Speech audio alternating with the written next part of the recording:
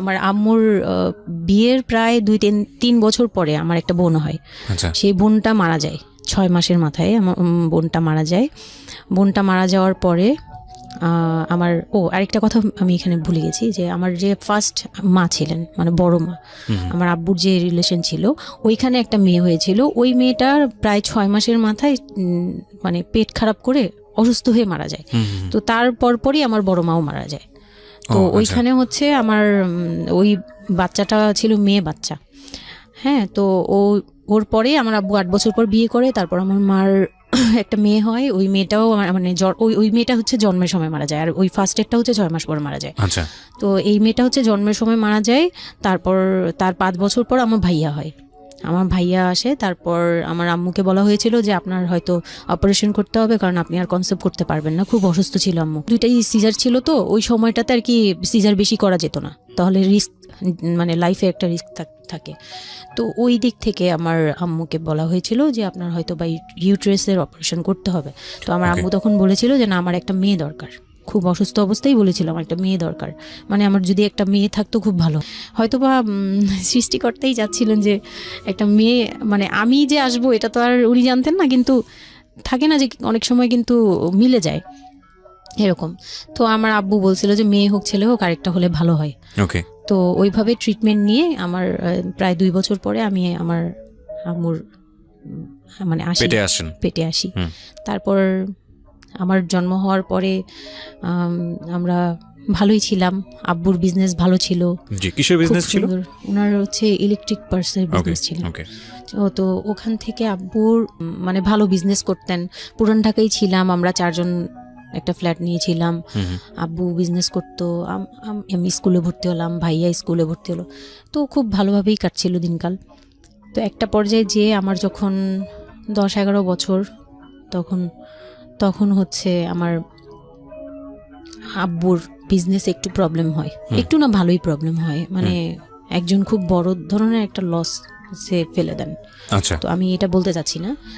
তো যাই হোক, খুব বড় একটা ট্র্যাজেডি, মানে আমার লাইফের সবচেয়ে বড় ধাক্কাটা আমি ওখানেই পাই, যে আমার আব্বু এরকম একটা পার্সন ছিল। আব্বু সবসময় বলতো যেটা, যে আমার এই মেয়েটা হচ্ছে, আমি দেখতে নাকি সেই প্রথম যে আব্বুর বেবিটা ছিল না, মেয়েটা যেটা 6 মাসের মাথায় মারা গেল, আব্বু তাকে খুব ভালোবাসতো। আমি নাকি দেখতে সেম ওরকম হয়েছি, শুধু আমি কালো, ওই মেয়েটা ফর্সা ছিল। তো আমি যখন জন্ম হই তখন আব্বু নাকি আমার ফেস দেখেই কান্না করে দেয় যে এটা আমার বড় মেয়েটা যে ছিল তার মতো হয়েছে। তার মানে ও সেই, মানে আব্বুর ধারণা ছিল যে সেই আসছে, এরকম কিছু।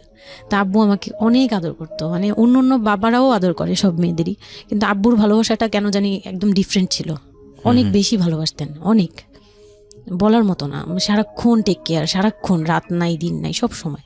আমার রাতে খুব বদভ্যাস ছিল, আমি রাত জাগতাম প্রচুর। প্রতি রাতেই আব্বু আমাকে হেঁটে হেঁটে ঘুম পাড়াতো কোলে নিয়ে। প্রায় 10 বছর 11 বছর পর্যন্ত আব্বু আমাকে কোলে নিয়ে ঘুম পাড়াতো, অনেক আদর করতো। আর তখন তো ছোট ছিলাম, যখন যেটা বলতাম আব্বু এখন এটা লাগবে, রাত দিন তো বুঝতাম না, আব্বু ওই সময় বের হয়ে যেত, মানে খুঁজতে বের হয়ে যেত কোথায় পাই এটা। আমার মেয়ে বলছে। তো ভাইয়ার সাথে খুব একটা এরকম হয় নাই, আমার সাথে বেশি হতো। তো ভাইয়া এটা নিয়ে একটু জেলাসও করতো, কারণ সাধারণতই কিন্তু মানে ভাই বোনের মধ্যে এই এটা থাকে। তো আমাদের মধ্যেও এরকম ছিল। তো আব্বু যখন বিজনেস লস হলো তখন খুব বেশি, মানে আব্বু ভেঙে পড়লো। আমরাও মোটামুটি, আমি তো আর বুঝি না, কিন্তু আমি তখন বুঝতাম যে আমার কিছু একটা কমতে যাচ্ছে, মানে কমতি হচ্ছে আমার। কারণ সব কিছু চাওয়ার পরপরই পাওয়া আর একটু লেট করে পাওয়া, এগুলো নিয়ে একটু মেন্টালি এতে পড়ে গেলাম। তো আব্বু বুঝতে দিত না, শুধু আম্মুকে বলতো যে ওদের বুঝতে দিবে না। আম্মু আমাদের বুঝতে দেয়নি, কখনো এরকমভাবে করেনি। কিন্তু একটা সময় দেখলাম কি আব্বু বাসা চেঞ্জ করছে, ছোট বাসা নিচ্ছে, মানে এগুলো খুব ব্রেনে গিয়ে লাগলো যে ছোট বাসা কেন, আর এরকম কেন হচ্ছে। আব্বু আস্তে আস্তে ব্যবসা গোটাচ্ছে, নতুন কিছু করার চিন্তা করছে, মানে এগুলো নিয়ে আমিও খুব ডিপ্রেসড হয়ে গেলাম। তখন আমি ক্লাস 6-7 পড়ি, এরকম হবে 7 থেকে 8 উঠবো এরকম। তো আব্বু সব কিছু গুটিয়ে চলে যাচ্ছিল ওনার এলাকায়, মানে দয়াগঞ্জের ওই সাইডে, মানে আমার দাদির এলাকা যে সাইডটা, ওই সাইডটাতে চলে যাচ্ছে। বলছে আমি ওখানেই বিজনেস করবো, ওখানে একটু মানে রুম রেন্টও কম, আমি ওখানেই চলে যাব। আর আব্বুর যে ফ্ল্যাট একটা কিনেছিল, আব্বু এর মাঝখানে একটা ফ্ল্যাট কিনেছিল কিস্তিতে, তো ওইটাও সেল করে দেয়, সেল করে বিজনেসে ওইটাও ইনভেস্ট করে। এটা একটা বোকামি করে আমার আব্বু। যাই হোক, উনিও বুঝতে পারে নাই। তো ওখানে যাওয়ার পরে সেখান থেকে আব্বু আর কিছু করতেই পারলো না। আর আমাকে করলো কি, ওই সাইডটা একটু মানে রাফ এলাকা, তো যে এলাকায় আব্বুরা মানে ওখানে গেল একটু অন্য ধরনের, মানে একটু ইফটিজিং বেশি হয়, এইসব প্রবলেম ফেস করতে হয়। আর আব্বু তো আমাকে বাসা থেকে বের হতে দিত না। আর ওই সময় আমাকে বোরকা পরাতো, তখন 10-11 বছর বয়স, কিন্তু ওই সময় আমাকে বোরকা পরাতো। তো ওই দিক থেকে চিন্তা করেছে যে এখান থেকে স্কুল চেঞ্জ করতে হবে, 8-এ উঠে যাচ্ছে মেয়েটা, তো এখান থেকে স্কুল না চেঞ্জ করে ওর মামার বাসায় থাকুক, আমার ছোট মামার বাসায় আর কি। আমরা তো নানু বাড়ি তো আমার ওইখানেই, বংশাল সাইডে আর কি। তো ওইখানে আমার মামা বাসায় নানু বাড়িতে রেখে আমার আব্বু যায়, কিন্তু রাখতে চায় না প্রথমে। আমার আম্মু খুব রিকোয়েস্ট করে যে এখানে ভালো থাকবে। আর আমার মামা ওইখানকার, আবার নানার পরে আমার মামাই ওখানে মোটামুটি প্রভাবশালী, মানে নানার যে প্রভাবটা ওটা আমার মামা পেয়েছে, মানে ওখানে বিচার টিচার যা হয় সব মামা করে, এখনও করে। তো ছোটো মামার বাসায় গেলাম, মামি আমাকে খুব আদর করতেন, মামি আমাকে অনেক স্নেহ করেন, সত্যি কথা এখনও অনেক স্নেহ করেন, কিন্তু আমার যাওয়া হয় না, ওটা আমি পরে বলছি। তো ওখানে ছিলাম, মামার বাসায় গেলাম, খালার ছেলে, বড় ছেলে, হ্যাঁ, উনি হচ্ছে আমার মানে মামার বাসায় আসছে হঠাৎ করে। আমি জানতাম না যে কেন আসছে, মাঝে মাঝে দেখা হলে সালাম দিতাম। কি নাম ওনার? ওনার নাম রিপন। ওকে। তো উনি হচ্ছে আমার মামার বাসায় আসছে। আপনার খালাতো ভাই? খালাতো ভাই, উনি আমার খালাতো ভাই, উনি আসছে। তো অনেক দিন পর আর কি আসছে। আমি তখন 9-এ পড়ি, পহেলা বৈশাখ ছিল, আমি 8 থেকে 9-এ উঠে গেছি, পহেলা বৈশাখ। তো ওই সময়টাতে তাকে দেখলাম যে সে আমাদের বাসায়, রিপন। হ্যাঁ। তো আমি সালাম দিলাম, ভাইয়া কেমন আছেন, কারণ উনি আমাদের অনেক সিনিয়র। আপনি তখন ক্লাস 9-এ পড়েন? হ্যাঁ, 8 থেকে 9 আর কি। 8 থেকে 9, ওকে। হ্যাঁ, তো ওই সময় আমি দেখে বললাম, ভাইয়া কেমন আছেন, চা খাবেন? তো আমার মামা বললো, হ্যাঁ চা বানিয়ে নিয়ে আসো। তো আমি গিয়ে পরে শুনি যে আমার মামাতো ভাই আমাকে বলতেছে যে আমার মামাতো ভাই আবার আমার একদম মানে আপন ভাইয়ের চেয়েও বেশি বলবো, কারণ ওর সাথে আমি সব কিছু, মানে ও আর আমি একসাথে বড় হয়েছি, কখনো মনে হয়নি যে এটা আমার মামাতো ভাই, নিজের ভাই মনে হতো। তো আমার বলতেছে যে তুই তো এখন আন্টি হয়ে যাবি, মানে দুষ্টুমি করতেছে যে তুই তো এখন বড় ভাবি হয়ে যাবি, হ্যান তেন। আমি বলি কেন? বলে রিপন ভাই না তোরে বিয়ে করতে চায়। তো আমি খুব হেসে দিলাম, মানে আমি বলতেছি যে দুষ্টামি করতেছে, এরকম ভাবছিলাম যে মনে হয় ফান করছে। আমি ওর সাথে আবার কতক্ষণ চিল্লাচিল্লি, যাই উল্টাপাল্টা কথা বলিস কেন, সেই তো এগুলা নিয়ে ওরা সবাই মিলে আমার সাথে বলতেছে, বলে কি কেমন কথা বলো। উনি বয়সে কত বড় ছিল আপনার থেকে? আমার তখন 13, আর উনার তখন ধরেন 37। 24 বছরের বড়, মানে আপনার না 24 বলতে এখানে, হ্যাঁ 24 বছরই তো বড়, তাই তো? ও মাই গড, ওকে। তো উনি তখন, আমি ভাবতেই পারিনি যে এই লোকটার সাথে আমার বিয়ে দিবে সবাই, মানে ও বললে তো এটা পাগলামি মনে করার কথা, যে এটা একটা পাগলামি, এটা কেমন কথা ক্লাস 9-এ পড়া যে উনি যদি মানে লিগ্যাল বয়সে বিয়ে করতে হয় তো আমার সমান একটা বাচ্চাই থাকতো। হ্যাঁ, তা আমি না ভাবতেই পারিনি তখন। তারপরেও না আমি চুপ হয়ে গেছি, আমি এই ব্যাপারে ডিসিশন দেওয়ার মতো বয়স আমার ছিল না, জ্ঞানও ছিল না। তো হুট করে আমার মামি আমাকে জিজ্ঞেস করারও প্রয়োজন বোধ করেনি বা জানানোরও প্রয়োজন, কি কারণে জানি না, তবে ওনারাই ডিসিশন নিয়ে বলল যে আমার আব্বু আম্মুকে জানালো, আমার মেজু খালা যে মানে আমার আম্মুর ইমিডিয়েট বড় যে, ওনাকে আমার আব্বু আম্মুর কাছে পাঠায়। আর আমার আব্বু আম্মু তখন থাকে হচ্ছে তারই আমার এক ফুপির বাসায়, বাসা ভাড়া নিয়ে থাকে আর কি। তো ফুপির বাসায় থাকে, ফুপির নিজের বাসা, তো ওখানে থাকে। তো আব্বুর কাছে পাঠায়, তখন আমিও যাই ওই বাসায়। তো আমি তো আর জানি না এই কথা বলতে আসবে। আমি আবার ভাইয়ার সাথে বসে বসে গল্প করতে থাকি, ভাইয়া ছিল, ফুফাতো বোন ছিল, আমরা একসাথে গল্প করতে থাকি।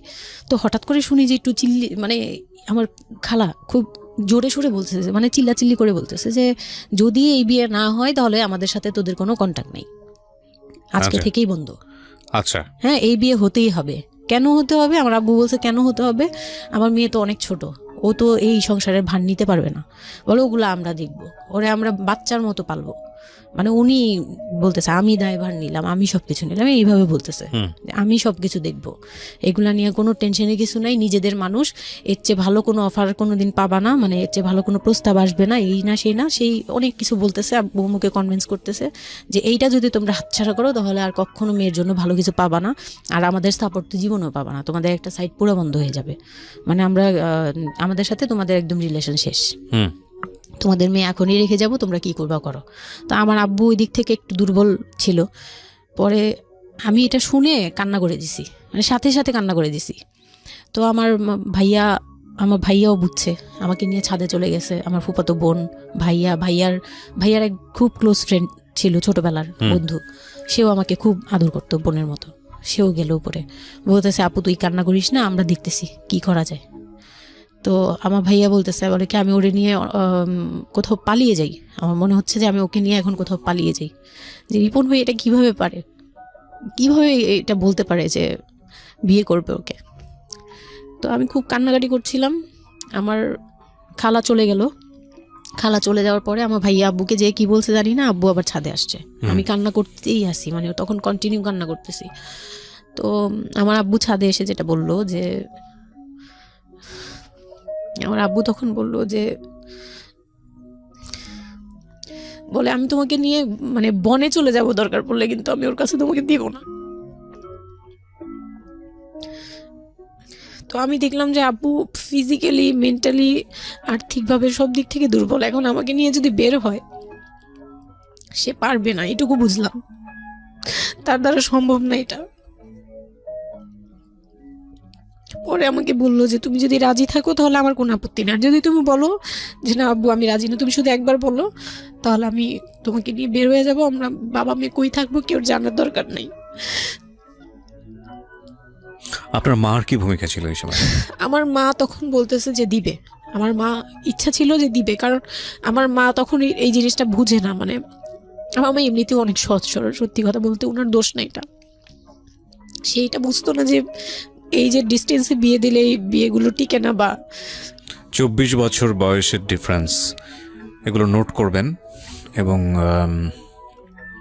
খুব ইম্পর্টেন্ট, আসলে খুবই ইম্পর্টেন্ট, কারণ বয়সের গ্যাপটা, না ঠিক আছে কিছু কিছু মানুষের জীবনে যে ব্যতিক্রম ঘটে না তা কিন্তু না, কিন্তু এই ব্যতিক্রমটা যদি আমরা উদাহরণ হিসেবে নিয়ে সবার উপর চাপিয়ে দেওয়ার চেষ্টা করি তাহলে কিন্তু সেটা সম্ভব নয়। ঠিক আছে, একটু খেয়াল করবেন, 24 বছরের ডিফারেন্স হচ্ছে ও এবং ওর খালাতো ভাই রিপনের মধ্যে। ও যখন 13 বছর তখন ওর খালাতো ভাই হচ্ছে 37। So it's a huge gap. সাধারণত বলা হয়ে থাকে 4-5 বছরের গ্যাপ ইজ ওকে, কিন্তু এর থেকে বেশি না হওয়াটাই বেটার। সেক্ষেত্রে 24 বছর, কোথায় 4-5 বছর আর কোথায় 24 বছর। হ্যাঁ, দেন হচ্ছে ওই বিয়েটা, মানে আপনি কি বললেন, এখন তো সিদ্ধান্ত আসলে আপনার জায়গায় ছিল। সিদ্ধান্ত আমার জায়গায় বলতে, আমি তখন 13 বছর বয়স, তো মানে আমি তখন প্রেমও করিনি একটাও, মানে একটা এজ থাকে কিন্তু সবকিছুরই, মানে তখন দেখতাম যে আশপাশে মানে যারা কলেজে পড়ে, আমার একটা টার্গেট ছিল যে আমিও একদিন কলেজে পড়বো, আমার অনেক ফ্রেন্ড সার্কেল থাকবে, হয়তো সারভাইভ করতেছে, মানে নিজে যুদ্ধ করে পারতেছে না, কাজকর্ম সব কিছু বন্ধ হয়ে গেছে, মানে বিজনেস টিজনেস সব গুটিয়ে ফেলছে, তারপর উনি যে এখন নিজে চলবে ওইটাই চলতে পারতেছে না, মানে খুব কষ্ট হচ্ছে আমাকে, আমার মতো, মানে আমাকে যেখানে উনি একটা রাত 24 ঘন্টা একবার হলো আমাকে দেখতে হতো, ওই জায়গায় আমার মামার বাসায় ফেলে রাখছে, প্রতিদিন হেঁটে যেত, দেখে আসতো, একবার হলেও দেখে আসতো, মানে এরকম কষ্টগুলো করছে। ওই দিক থেকে চিন্তা করে দেখলাম যে না, আমার আসলে ওনাকে প্রেশার দেওয়া উচিত না, ওনার উপর ছেড়ে দিই। তখন আর কি এটাই মাথায় কাজ করছে যে আব্বু আপনি যেটা বলবেন সেটাই। পরে তার এক সপ্তাহের মধ্যে 14 এপ্রিল পহেলা বৈশাখ আর 23 তারিখে আমার এঙ্গেজমেন্ট হয়ে যায়। হ্যাঁ, ওই উনি একদম খুব তাড়াহুড়া করে যে এঙ্গেজমেন্ট হতে হবে, বিয়ে হতে হবে খুব শীঘ্রই, তো ওইভাবে এঙ্গেজমেন্ট হয়। মানে এঙ্গেজমেন্টের পরেও আমি একদম স্টপ, আমার মাথায় কিছুই, তখন আমি পুরোপুরি ব্ল্যাঙ্ক, মানে আমি যে নিজের থেকে কিছু বলবো কিছু করব আমার ভিতরে ওইগুলো আর কাজ করছিল না। স্কুলে যাইতাম, অনেক সময় যাই না, এরকম আর কি, যে যেতে ইচ্ছে করলে যাই, না ইচ্ছে করলে যাই না, এরকম হয়ে গেলাম। এঙ্গেজমেন্টের 3 মাস পরে বিয়ে হওয়ার কথা ছিল, কিন্তু ঘুরতে ঘুরতে 4 থেকে 5 মাস ইয়ে হলো। তো 2004-এ 4 থেকে 5 মাসের মধ্যে সে আমার সাথে অনেকবার দেখা করতে চাইছে, কেউ দেখা করতে দেয়নি, কারণ আমার ফ্যামিলি খুব রেস্ট্রিক্টেড ছিল এইসব ব্যাপারে। কেউ দেখা করতে দেয়নি, আর আমিও ভয় পেতাম। তো আমি খুবই ভয় পেতাম, ওনাকে অনেক ভয় পেতাম, সোজা কথা আমি ওনাকে খুব ভয় পেতাম। তো এর মাঝখানে এক ভাবি, আমার নানু বাড়িতে ছিলাম, তো মানে মামার বাড়ি, আমার মামার নিজের বিল্ডিং হচ্ছে একটা, আর নানু বাড়ি পুরোনোটা, যেটা পুরোনো বাড়ি, ওখানে তো আমার সব জয়েন্ট ফ্যামিলি, মানে আমার অন্য মামারা এবং মামাতো ভাইয়ের বউরা সবাই একসাথে থাকে। তো আমার এক মামাতো ভাইয়ের বউ তাকে খুব রিকোয়েস্ট করছে যে ভাবি আপনি ওকে একটু ডেকে দেন, কথা বলবো। তো আমার মামাতো ভাইয়ের বউ মনে করছে যে সে তো তাদের তো বিয়েই হচ্ছে, তো সমস্যা কি, ডেকে দিই। তো আমাকে আর বলে নেই। প্রথমে একবার আমাকে বলছিল যে দেখা করে দিবে, তখন আমি বলছি না, আমি যাবো না, আমি দেখা করবো না, আমার খুব ভয় লাগতো। তখন আমার বিয়ের মনে হয় 1.5-2 মাস আগের কথা এটা। তো আমার মামাতো ভাইয়ের বউ আমাকে ডাকছে যে কিছু একটা বলে, মানে জামা বানানো বা সামহাও এরকম কিছু একটা, অনেক বছর আগে, তো ভুলেও গেছি যে কি একটা কারণে আমাকে ডাকছে সে। তো আমি গেলাম, একদম মনের অজান্তেই গেলাম। গিয়ে পরে রুমে গেছি, পরেই দেখি হইল মানে রিপন বসে আছে। তো বসে আছে দেখে না আমার একদম খুব একটা আঘাত লাগলো যে এই ভাবি আমাকে এইভাবে নিয়ে আসলো। আর ভাবি তো মজা করে, মানে ওনারও দোষ না, উনি ভাবতেছে যে নতুন বিয়ে হবে, ওদেরকে একসাথে করিয়ে সেই। তো উনি বললো কি আচ্ছা তোরা বস, আমি চা নিয়ে আসি, এরকম বলে উঠে গেল না। আমার আরও ভয় লেগে গেছে। আর তখন আমি গিয়ে দেখতে পারলাম যে ওই লোকটার আচরণ খুবই খারাপ। মানে আমার কাছে তখন মনে হয়েছে যে কেন মনে হলো এটা, কেন মনে হলো, হুট করে ভাবি যখন গেল, সে সাথে সাথে আমার পাশে এসে বসছে এবং আমাকে মানে খুব মানে নোংরাভাবে টাচ করতেছে। তখন আমার বয়স খুব ছোট, তো স্বাভাবিক না এটা আমার কাছে ভালো না লাগার কথাই, কারণ আমি তাকে বড় ভাই জানি। এক্স্যাক্টলি, মানে কয়দিন আগেও তো সালাম কালাম দিয়ে দূরে থেকে কথাবার্তা বললাম, বড় ভাইয়া বলতাম সবাই, মানে তাকে বড় ভাইয়াটাকে আমিও বড় ভাইয়া ডাকতাম ওই ইয়ে থেকে। আর সেই লোকটা এসে আমাকে মানে খুব অপ্রীতিকর ভাবে জড়িয়ে ধরতেছে, তারপর জড়াজড়ি করতেছে, মানে খুব ঘেন্না লেগে গেল। আমি খুব জোরাজোরি করে আমি বললাম আমি এখন চিল্লাচিল্লি করবো, মানে তখন আমার খুব খারাপ লাগতেছিল, তখন বললাম আমি চিল্লাচিল্লি করবো বলে আমি একটু জোরে বলছি। পরে উনি আমাকে ছেড়ে দিছে, আমি এমন দূর দিছি একবারে সরাসরি মানে মামার বাসায় চলে গেছে, আর আসিনি। আর ওখানে গিয়ে অনেক কান্নাকাটি করছে যে এখন তো নাও করা যাবে না, আর এই লোকটা এরকম কেন, এই লোকটা তো তাহলে বিয়ের পরে, মানে আমার একটা ভয় ঢুকিয়ে গেছে যে এই লোকটা তো তাহলে আমাকে না জানি কি করবে, এরকম একটা ভয় ঢুকিয়ে গেছে। তখন তো ছোট ছিলাম, আর আমাদের ওই সময়টাতে তো এত মিডিয়া ছিল না যে আমরা এত কিছু বুঝবো যে এই আর কি। তো ওখানে তারপর 1.5 থেকে 2 মাস পরে বিয়ে হলো। এর মাঝখানে অনেকবার ফোন টোন করতো, ইয়ে করতো, আমি রেসপন্স করতাম না। তো বিয়ে যেদিন হলো, বিয়ের রাতের কথাটা কি বলবো। নিশ্চয়ই আপনার যদি মনে হয় যে বিষয়টা সামাজিকতার জায়গাটা থেকে খুব সেন্সিটিভ, একটা মেয়ের মানসিকতার জায়গাটা থেকে, যেটা আসলে এটা আমার বলার মতো শক্তিও নাই, সত্যি কথা বলতে। আমি এটাই আমার লাইফের সবচেয়ে বড় ট্র্যাজেডি, বিয়ের রাত। হয়তো আপনি খেয়াল করছেন কিনা জানি না, কিন্তু আপনি মাঝখানে বললেন যে আমি অ্যাফেয়ার করবো কিভাবে, আমার মন তো তখনই ভেঙে দিছে। আমার ভিতরে একটা ভয় কাজ করে।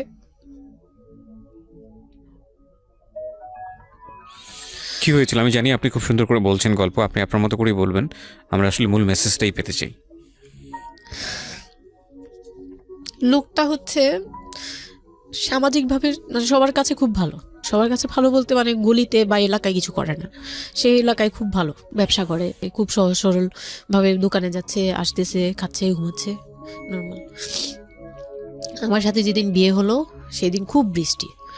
তো আমার তো ওই একদিনই আমার ভাবির রুমে, ওই দিনই আমি তার রূপ দেখে ফেলছি। তো তখন থেকে আমার তাকে দেখলে মানে গা শিউরে উঠতো, যে মনে হতো যে ভয়ঙ্কর একটা কিছু করবে।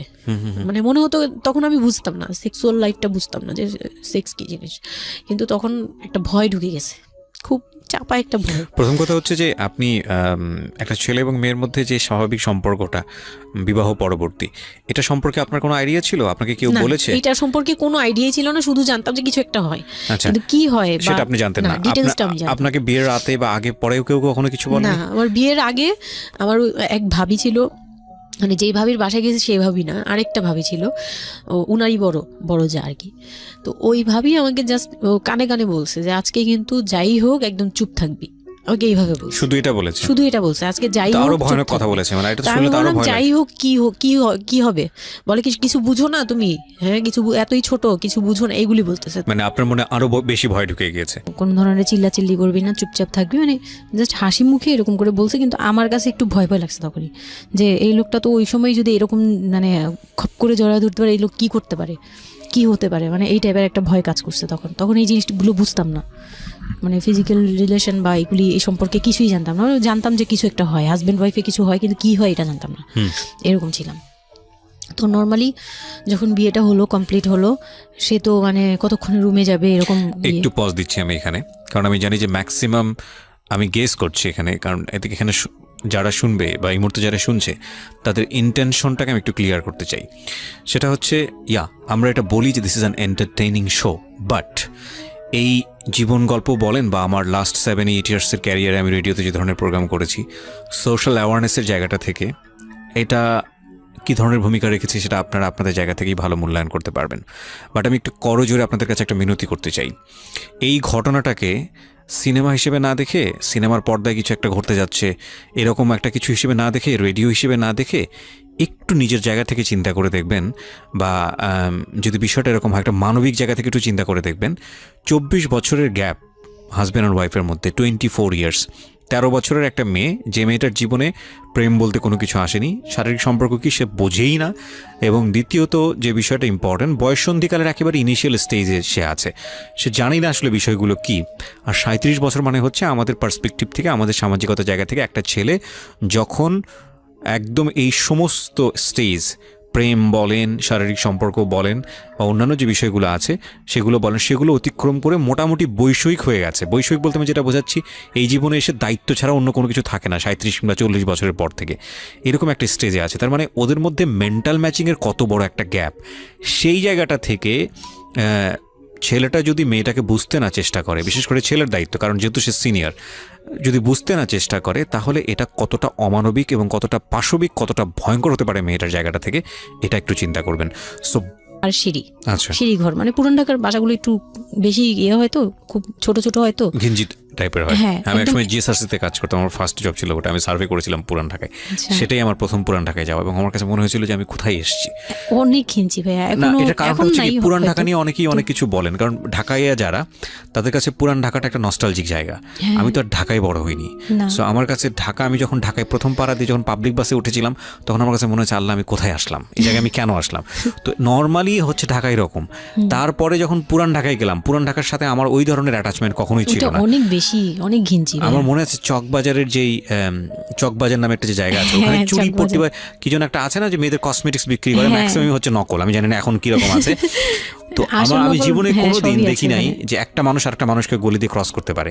এবং ইন্টারেস্টিং বিষয় হচ্ছে, এখানে তো মেয়েরা ঢোকেই না, এবং ওর ঢোকার পরে উপরে ছাদ, মানে এমনভাবে বিল্ডিংটা, অনেকগুলো বিল্ডিং মিলে ওই এলাকাটা, ওখানে আকাশ দেখা যায় না, মানে এরকম একটা অবস্থা যে একজন আরেকজনকে ক্রস করতে খুব ভয়ানক, মানে রীতিমতো ভয়ানক অবস্থা। আর আমি সার্ভে করেছিলাম, যেহেতু আমি বিল্ডিংগুলো সার্ভে করতাম, মানে অনেক, আমি একদম ইউনিভার্সিটিতে অনার্স দিয়ে, না অনার্সের 3rd ইয়ার বা 2nd ইয়ারে থাকা অবস্থার ঘটনা এটা, আমি সার্ভে করেছিলাম বিল্ডিংগুলো। তো সেই সময় ওই সময়টাতে আমার একটু জানা হয়েছে আর কি। তো আসলে ভয়ানক রকমের ঘিঞ্জি। হ্যাঁ, তো বলুন যেটা বলছিলেন। তো যেটা বলছিলাম যে ওই রাতে ওই একটা রুম, এরকম রুমের উপরে রুম, তার উপরে রুম, মানে সিঁড়ি রুম এরকম। আর প্রথম যে রুমটা, মানে নিচতলায় যে রুমটা ছিল, সেই নিচতলার রুমের সিঁড়ির নিচে ছিল চুলা আর বাথরুম, সিঁড়ি কর্নারে। ওকে, মানে এটা হচ্ছে ওদের নিজের বাড়ি। ওকে, এইটুকুই ছিল, মানে 3টা রুম, মানে হচ্ছে হলো এক ধরনের বিল্ডিং, একটা বিল্ডিং, একতলা, দুতলা, 3তলা এরকম বিল্ডিং, বা 3টা রুম। হ্যাঁ, 3তলা বিল্ডিং, কিন্তু 3টা রুম, সিঁড়ি আর রুম। মানে কত অল্প জায়গার মধ্যে এই জিনিসটা ম্যানেজ করেছে। হ্যাঁ, আমি পরে শুনেছি যে এটা আধা কাঠারও নিচে, আধা কাঠারও নিচে, ওই 1 শতক বা হাফ শতক জমি যেটাকে বলে। হ্যাঁ হ্যাঁ, শুধু একটা রুম আর সিঁড়ি, এইটুকু। তো ওইটুকুর মধ্যেই মানে বাড়িটা। তো ওই বাড়িতে আমার খালার বাড়ি ছিল, আমি তো প্রায়ই যেতাম, বেড়াতে যেতাম ছোটবেলায়। তো আমাকে নিয়ে গেল, আর 3তলার রুমে, সবচেয়ে পরের রুম যেটা, ওটাতে আবার আমার মানে মেঝো দেবর সম্পর্কে ছিল, সে আমাদেরও মানে আমার বিয়ের 12 বছর আগে বিয়ে করে ফেলছে। সে লাভ ম্যারেজ করছে, মানে উপযুক্ত বয়সে বিয়ে করছে। আর আমার হাজবেন্ড আবার ছিল যে উনি আবার খুব লেটে বিয়ে করছে, মানে হ্যাঁ ফ্যামিলির দায়িত্ব পালন করে সবকিছু শেষ করে তারপর বিয়ে। 37 আসলে খুব লেট না, কিন্তু 37 এর জায়গা থেকে 13 বিয়ে করাটা খুব অবিবেচ্য। আমার জন্য তো সে অনেক বড়। যাই হোক, তারপর ওই দেবরের যখন বিয়ের 12 বছর হয়ে গেছে তখন উনি বিয়ে করছে। আর তো ওই ভাইয়া, মেজো ভাইয়া যে ছিলেন, তো মেজো ভাইয়ার রুমটা ছিল 3 তলায়, আমি ওখানেই আমার বাসর ঘরটা করা হয়েছিল আর কি। তো ফুল টুল তেমন ভালো আনা হয়নি, সে খুব রাগারাগি করছে। ছোট ভাই যারা ছিল এলাকার ছোট ভাইটাই, ওদের সাথে খুব রাগারাগি করছে আমার হাজব্যান্ড যে ছিলেন। এটা কোনো ঘর সাজানো হলো এই সেই বলে চলে বলতেছে এখন তোমরা বের হও, অনেক হয়েছে, এখন তোমরা যাও, মানে খুব রাগারাগি করতেছে। তো আমি রাগ দেখে আরো ভয় পেয়ে গেছি প্রথম রাত। তারপর আবার আমি মানে এই অবস্থায় আসছি, বউ হয়ে আসছি, আমার শরীরে ভারী গহনা, শাড়ি টাড়ি, মানে আমি এগুলোর ওজন নিতে পারছি না। 4-5 ঘন্টা হয়ে গেছে আমাকে এগুলো পরায় রাখা হয়েছে, ভারী মেকআপ দেওয়া হয়েছে, আমি এগুলো কখনো ইউজ করিনি ফার্স্ট লাইফে। মানে আমি দেবীর মতো সেজে বসে আছি, এরকম একটা ইয়ে। তো খুব ভয়েও কাজ করছে, নার্ভাসনেস। তারপর এখন কি হবে, সবাই বের হয়ে গেলে কি হবে, এটা একটা টেনশন। আর শুধু মানে কেমন জানি একটা ফিল, যেটা সাধারণত নর্মালি হওয়া উচিত একটা ছেলে এবং একটা মেয়ের জায়গাটা থেকে। এটা হচ্ছে জীবনের সবচেয়ে সুন্দরতম মুহূর্তের একটা, রাইট? আমরা সেটাই চিন্তা করি না। একটা মেয়ের জীবনে স্বপ্ন থাকে তার একটা বাসরাত কিংবা ফুলসজ্জার রাত, আমরা যেটাই বলি সেটা নিয়ে। একটা ছেলের জীবনেও নিশ্চয়ই থাকে, এবং সেটা চমৎকার হয়ে সারা জীবন স্মৃতি হয়ে থাকুক, এরকম কিছু একটা থাকে। এবং সেখানে বিষয়টা যদি এরকম হয় যে একটা মেয়ের জীবনে আতঙ্কের রাত এবং ভয়ানক রকম আতঙ্কের, সবচেয়ে বড় আতঙ্কের রাত ছিল ওটা, তাহলে আপনি চিন্তা করে দেখতে পারেন।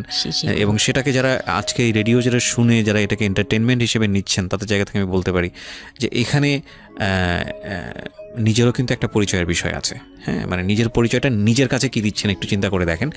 ঘটনার ভেতরে ঢোকার চেষ্টা করুন, এই মেয়েটার মানবিক অনুভূতিটাকে জানার চেষ্টা করুন, অন্য কিছু নয় প্লিজ। কজ আমরা আমাদের সামাজিকতার জায়গাটা থেকে মেয়েদের এই বিষয়গুলোকে উইথড্র করে বা না ভেবে তাদেরকে কখনো কখনো সারা জীবনটা ধ্বংসের দিকে ঠেলে দিই। হয়তো মেয়েটার ক্ষেত্রে এরকমই কিছু হয়েছে, আমরা একটু সামনের দিকে আগাবো। জি, তারপর উনি আমাকে, আমি তখন শাড়ি টাড়ি পরা, গহনা পরা, তো খুব নর্মালি সবাই চলে গেল পরে খুব নর্মালি আমাকে বলতেছে যে ড্রেসটা চেঞ্জ করো, শাড়িটা চেঞ্জ করো, গহনাটা চেঞ্জ করো। তো আমি আমার লাগেজ থেকে একটা 3 পিস নিলাম, ওই 3 পিসটা নিয়ে ওয়াশরুমে চলে গেলাম। ওয়াশরুম বলতে ওই যে উপরের রুমেই একটা ওয়াশরুম আছে, আর নিচের রুমে, মানে উপরের রুমে তো আর সিঁড়ি ঘর নাই, সিঁড়ি ঘরটাতেই একটা ওয়াশরুম ছিল, ছোট্ট একটা টয়লেট ছিল। ওইটাতে গিয়ে আমি চেঞ্জ করলাম খুব কষ্টে, চেঞ্জ করে তারপর মুখের মেকআপ টেকআপ এগুলো ওয়াশ করে আসলাম। তারপর আসার পরে উনি বলতেছে উজু করে আসো। হ্যাঁ, তো আমি উজু করলাম, উনি উজু করছে করে, মানে প্রথম রাতে নাকি নামাজ পড়তে হয় সবাই বলে দিছে, তো ওই নামাজ পড়লো আমাকে নিয়ে। নামাজ পড়ার পরে বেডে গেলাম, মানে আমি বিছানায় যে বসলাম, খুব ভয়ে আছি যে কি বলবে কি করবে জানি না। তো উনি আমার পাশে এসে বসে আমাকে ফার্স্ট কথা যেটা বললো, মানে এইটাই ফার্স্ট কথা ছিল যে আমি তো ওই ফ্যামিলির বড় ছেলে, আর তুমি তো আমাদের ফ্যামিলির সবাইকেই চিনো জানো, তোমার তো আর চেনা জানার দরকার নেই। আর আমার তখন ওনার মা মারা গেছে 3-4 বছর, মানে 3 বছর হবে এরকম, 3 থেকে 4 বছর এরকম হবে। বলে আমার মা মারা যাওয়ার পরে আমি এখন সংসার দেখি, আমার হয়ে আমার মার জায়গাতে এখন তুমি। এটা শোনার পর আমার কাছে মনে হলো আস্ত একটা বাড়ি আমার মাথার উপর পড়লো। এটা আমি যেখানে নিজের, এটাও একটা বিষয়। ওই কথাটা কিন্তু খুব সুন্দর বলেছে, মানে ওর 37 ইয়ার্সের জায়গাটা থেকে এটা খুব সুন্দর একটা কথা। কিন্তু কথা হচ্ছে 13 বছরের একটা মেয়ে কেন এটা বুঝতে যাবে? ও কিন্তু এটাই বুঝেছে যে এই এত 3 তলা একটা বাড়ি, 3 রুমের একটা বাড়ি ওর মাথার উপরে দিয়ে দেওয়া হলো। দেখুন, এই জিনিসটাই আমি আপনাদেরকে বোঝানোর চেষ্টা করছি যে আসলে সব কিছুর একটা বয়স থাকে। হ্যাঁ, এবং ছেলেটার জায়গা থেকে কিন্তু খুব সুন্দর নামাজ পড়েছে, বসছে, এখন পর্যন্ত আমাদের কাছে ভালোই লাগছে শুনতে। কিন্তু এটা আসলেই কেউ বুঝতে চাইবে? 13 বছরের মেয়েটাকে এই জিনিসটা বুঝতে চাইবে? এইটা বোঝাটা জরুরি ছিল। হ্যাঁ, তারপর উনি যেটা বলছে যে আমার ভাই বোন আছে, সবাই আমার ছোট, কিন্তু আমার তো প্রায় 10-12 বছরের বড়। ওনার যে 10-12 বছরের ছোট, সে আমার 12-13 বছরের বড়। মানে তাকে আমি ছোটবেলা থেকে এইভাবে দেখে অভ্যস্ত। তো এইগুলো চিন্তা ভাবনা, মানে ওই সময় তো আর এত কিছু কিন্তু ওনার ছোট ভাই বোন এগুলা, মানে ওনার কাছে তো এগুলো বাচ্চা এখনো, আর আমার কাছে তারা অনেক বড়। আমি তাদেরকে কি টেক কেয়ার করবো, তারা আমাকে করবে, মানে আমার এরকম একটা বিষয়টা তাই। হ্যাঁ, তো আমি চুপ হয়ে শুধু শুনছিলাম, ও আচ্ছা, মানে আমি কিছু বলার মতো ভাষাও পাচ্ছি না, বা আমি কি বলবো, আমার এখানে ডায়লগই কি ছিল, মানে আমি এরকম মনে হচ্ছে যে কেউ আমাকে একটা স্ক্রিপ্ট ধরাই দিত, আমি একটু দেখে আমাকে কেউ কিছু বলেও না, এই লোক কি বলতেছে। তো যাই হোক, এই কথাটার পরে মানে যখন উনি এটা বলার পরে বলতেছে যে তুমি, আমাদের একটা মানে রুলস আছে, বিয়ের পরে নাকি বাসর ঘরে নাকি কিছু দেয়, হাজব্যান্ড ওয়াইফকে কিছু দেয়, তারপর নাকি টাচ করে, এরকম কিছু একটা। তো আমাকে বলতেছে যে তোমার কি আমার উপর কোনো দাবি আছে, মানে এইগুলো আমি জানতাম না, এগুলো আমি অনেক পরে গিয়ে শুনছি, এগুলো অনেক পরে গিয়ে জানছি যে এই সময় নাকি কিছু চাইতে হয়, মানে এই সময় যা চাইবে তাই দিতে হবে, এরকম কিছু একটা। তো এটাও আমাকে কেউ বলে দেয়নি, এই ধরনের একটা বলছে যে এটা আজকের রাতের কোনো চিল্লাচিল্লি করা যাবে না। তো আমিও চুপ করে, আমার কাছে মনে হচ্ছিল কেউ আমাকে ছুরি দিয়ে আঘাত করতেছে, মানে মনে হচ্ছিল যে কেউ আমাকে ছুরি দিয়ে আঘাত করতেছে, আর আমি ব্লাড দিয়ে পুরো, মানে আমার শরীরে সব ব্লাড বের হয়ে যাচ্ছে, আমার এরকম মনে হচ্ছে যে আমার শরীর থেকে সব ব্লাড বের হয়ে যাচ্ছে, আমি মানে গরু কাটলে যেরকম ইয়ে করে না, আমি এরকম কাঁপতেছি, ওরকম কাঁপতেছি। কিন্তু সে তার কাজ করলো। আমি খুব অবাক হয়েছি যে আমি উঠে বসতে পারতেছিলাম না, সে আমাকে টান দিয়ে উঠে বসায় বলতেছে ওয়াশরুমে যাও। আমি ওয়াশরুমে কিভাবে গেছি আমি জানি না, আমি খুব ধরে খুব মানে খুব কষ্টে কাঁপতে ওয়াশরুমে গেলাম, ফ্রেশ হয়ে আসলাম। আসার পর আমি খুব কষ্টে, যে আমি যখন বিছানায় মানে ঘুমাতে যাব, তখন আবার মাই গুডনেস, এরকম করে সে সারা রাতে, মানে রাত 3টা থেকে ভোর সকাল 8টা পর্যন্ত 4 বার আমার সাথে এইরকম করলো। আমি আর সকালে উঠতে পারি না, মানে আমি উঠে বসতে পারি না। তারপর 2-3 দিন কি হয়েছে আমার মাথায় নেই, মানে আমি এখন আর এটা বলতে পারবো না, কারণ আমি পুরো সেন্সলেস ছিলাম, আর ওনারে দেখলেই আমার ভয় লাগতো। সে যতবার আসতেছে সামনে। 2-3 দিন আপনি সেন্সলেস অবস্থায় ছিলেন?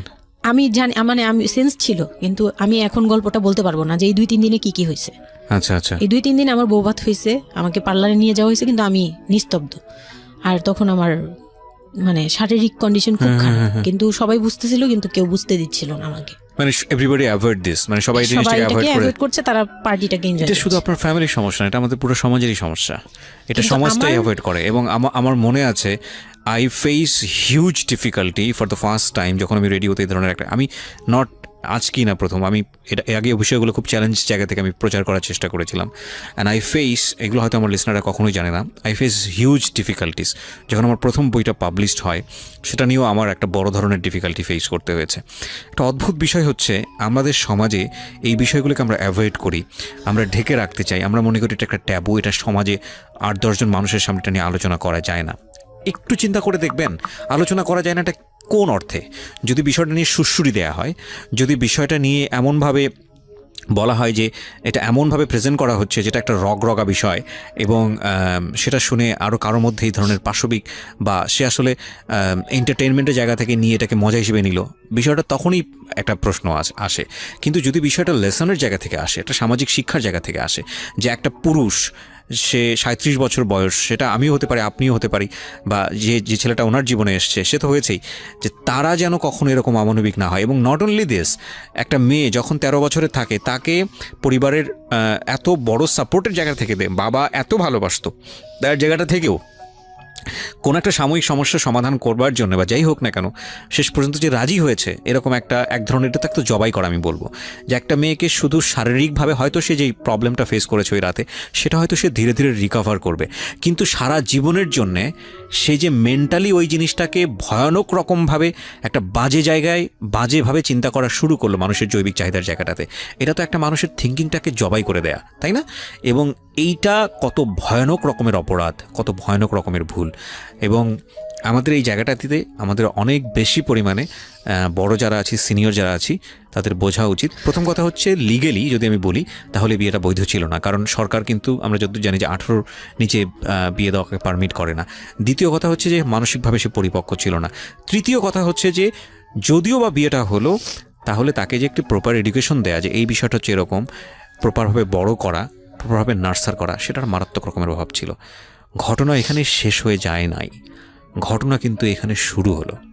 কারণ বাংলাদেশের অনেক মেয়ের জীবনে এরকম দুর্ধর্ষ রাত আসে, এবং এই রাতগুলো সারাটা জীবনের জন্যে তাকে বেদনার স্মৃতি, তাকে সারাটা জীবনের জন্য একটা ভয়ঙ্কর রকমের মোমেন্টের মধ্য দিয়ে নিয়ে যায়।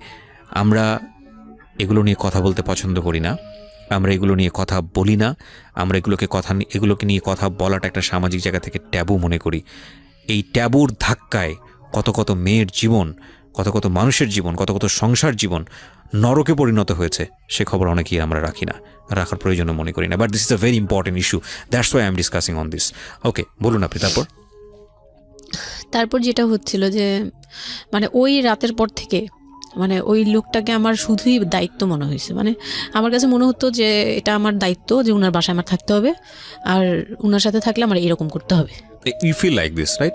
আপনি এই ঘটনা ঘটার পরে কি আপনি কারোর সাথে ডিসকাস করার সুযোগ পাননি যে না, আমি এরকম ক্লোজ কেউ ছিল না যে আপনার সাথে এরকম একটা বাজে ঘটনা ঘটছে, বা আপনি এটাকে রিকভার করতে পারছেন না মেন্টালি, বা আপনার সাথে যার বিয়ে হলো তাকেও বলতে পারছেন না যে আমার এইসব জিনিসগুলো? না, আমি উনাকে ভালোভাবে নিতেই পারছিলাম না। সোজা কথা, আমি উনার সাথে কোনো কিছু ডিসকাস করতাম না, বা অনেক পরে গিয়ে যখন ডিসকাস করেছি তখন উনি আমাকে উল্টাপাল্টা বুঝ দিয়েছে। মানে অনেক পরের সময়টাতে, হ্যাঁ, বাট ইট হ্যাপেন্স রেগুলারলি, না র্যান্ডমলি এই জিনিসগুলো হয়ে যাচ্ছিল আপনার সাথে? হ্যাঁ, প্রায় মাস থেকে 2-3 মাস এরকম হলো। তারপর মানে এটা আমি বলি যে প্রথম তো 4-5 দিন তো রেগুলার হলো। তারপর আমার ব্লিডিং অফ হচ্ছিল না, আমার কন্টিনিউ হচ্ছিল ব্লিডিং। তো এক সময় যে ওই ব্লিডিংয়ের মধ্যেও তিনি অনেক বাজে ইয়ে করেছে। তো ওর পরে আমি বাসায় যেতে চাইলে বাসায় যেতে দিত না, এভাবে ইয়ে করে ফেললো। আর ফ্যামিলিগত যে ব্যাপারটা ছিল, যে আমার ফ্যামিলি তো তখন, আমার আব্বু তো তখন একদম মানে ফিনান্সিয়ালি খুব উইক ছিল।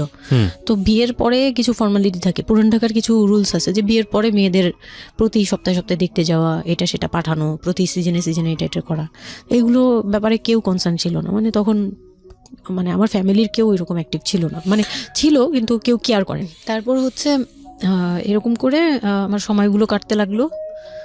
তো সবচেয়ে বড় কথা হচ্ছে, আমার যে হাজব্যান্ড ছিল রিপন, উনি আমার বাবার দোকানে কাজ করতো একটা সময়। ওইটা হচ্ছে প্রায় আরো মানে আমার জন্মের সময় বা আমার জন্মেরও আগে। হ্যাঁ, তখন নতুন নতুন আর কি কাজ শেখার জন্য আমার আব্বুর দোকানে ঢুকছে এরকম। তো আমার আব্বু তাকে ক্যাশ বুঝিয়ে দিয়েছিলেন নাকি, তখন নাকি ক্যাশ দিত। তো আমি একটু যখন 2-3 বছরের, তখন উনি দোকান থেকে বের হয়ে নিজে ব্যবসা দিয়েছে, ওখান দিয়েই তিনি ইমপ্রুভ করছে। তো ওখান থেকে শুরু। আর আমাকে যখন বিয়ে দিছে, মানে আমার যখন বিয়ে হয়েছে, তো ওই রিপন যিনি, ওনার উদ্দেশ্য ছিল যে আমি আমার নানু বাড়ির অংশ পাবো, মানে সম্পদ। আমার নানু বাড়ি খুব বিশাল, মানে বললামই তো যে খুব বিরাট একটা অংশ। আর ওনাদের যে অংশটা ছিল সেটা অনেক আগেই নেওয়া হয়ে গেছে। মানে ওনার দাদা বাড়ি যেটাতে ওনারা ছিল 3 রুম, ওই যে ছোট ছোট 3টা রুম উপরে ওই বিল্ডিংটা তোলার পরে আমার মামা ওই অংশটা কেটে রাখছে, মানে আমার মামা রেখে দিয়েছে। আর আমাদের যে অংশটা ছিল, তার লোভটা ছিল যে ওই বাড়িতে আমি একটা রুম হলেও পাবো। হ্যাঁ, তো আমার আম্মু তো আর ওটা নেয়নি। তো আমার হাজব্যান্ডের ইয়েটা ছিল, টার্গেটটা ছিল যে ওই বাসায় একটা রুম হলেও পাবে। আর পুরান ঢাকায় একটা রুম মানেই অনেক কিছু, মানে ওখানে তো প্রায় 1 কোটি টাকা দাম কাঠা। তো একটা রুম মানে 1 কাঠা না হোক, আধা কাঠা হোক, 50 লাখ টাকা হোক, আমার আসবে, এরকম একটা টার্গেট ছিল তার। তো আর বিয়ের সময় তো অনেক কিছু নিয়ে, মানে গহনা টহনা নিয়ে, ফার্নিচার নিয়ে নানান কথা তো শুনতে হয়েছে, ওগুলাও ফেস করছি। মানে খুব পেইনফুল ছিল ওগুলা, কারণ আমি তখন এত কিছু বুঝি না। আমি তখন মাত্র মানে জামা কাপড় বানাই, ঘুরি ফিরি, খাই দেই, ব্যাস ওই পর্যন্তই। আমি কারো জিনিস নিয়েও মাথা ঘামাই না। ওখানে আমার উপরে প্রেশার আসছে যে আমার ফার্নিচার এমন কেন, আমার গহনা এমন কেন, তুমি বাসায় বলো না কেন, তোমার খাট এখনো আসতেছে না কেন। আমার বিয়ের পর খুব বৃষ্টি ছিল তখন, মানে আমার ফার্নিচার, আমার চাচা ছিল ফার্নিচারের, ওনার বিজনেস। তো আমার চাচার ফ্যাক্টরি থেকেই সবগুলো ফার্নিচার আসবে।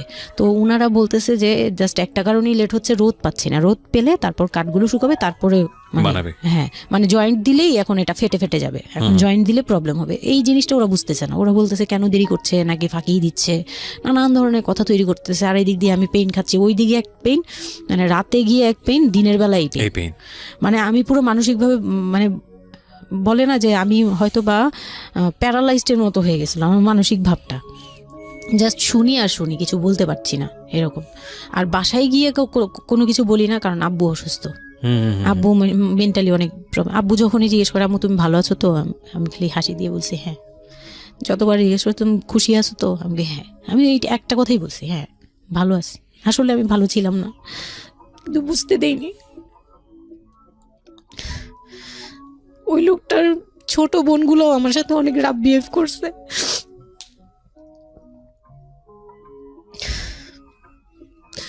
তো অনেক রুডলি আচরণ করেছে। আর ওনার যে ছোট ভাইটা ছিল, মানে আমার যে মেজো ভাই যেটা আর কি, ওনার আগে যেটা বিয়ে করেছে, তো ওনার ওয়াইফ ছিল আমার অনেক বছরের বড়, কারণ তাদের বিয়ে হয়েছিল 12 বছর আগে। আমার বিয়ের 12 বছর আগে তার বিয়ে হয়েছিল। আমি যখন বাড়িতে বেড়াতে আসতাম তখন মানে ভাবি রাতে খাওয়া দাওয়া এরকম, আমি ভাবি বলেই ডাকতাম, কিন্তু সম্পর্কে আমি বড় যা। কিন্তু উনার প্রায় উনাকে আমাকে একসাথে কোথাও দেখলে কেউ বলতো যে তোমার মেয়েটা, মানে এভাবে বলতো। তো ওই দিক থেকে উনার একটু, এটা জেলাসি বলবো না, এটা হয় আসলে, এটা নর্মাল একটা ব্যাপার। কারণ একটা উনি অনেক এইজ হয়ে গেছিল, উনি নিজের জায়গা থেকে নিজেকে একটু দুর্বল মনে করতো। আমাকে এমনিতে সাপোর্টও দিত, আবার অনেক সময় দেখে কিন্তু পেইনও দিত, অনেক পেইন দিত। কিন্তু আমি ওই সময়টাতেই কেন জানি আমি ছোট থেকে এই জিনিসগুলো বুঝতে চেষ্টা করি যে কেউ আমাকে কেন জেলাসি করছে, কারণ তার মধ্যে কোনো দুর্বলতা আছে, আমার ওইটার জন্য মায়া হয়।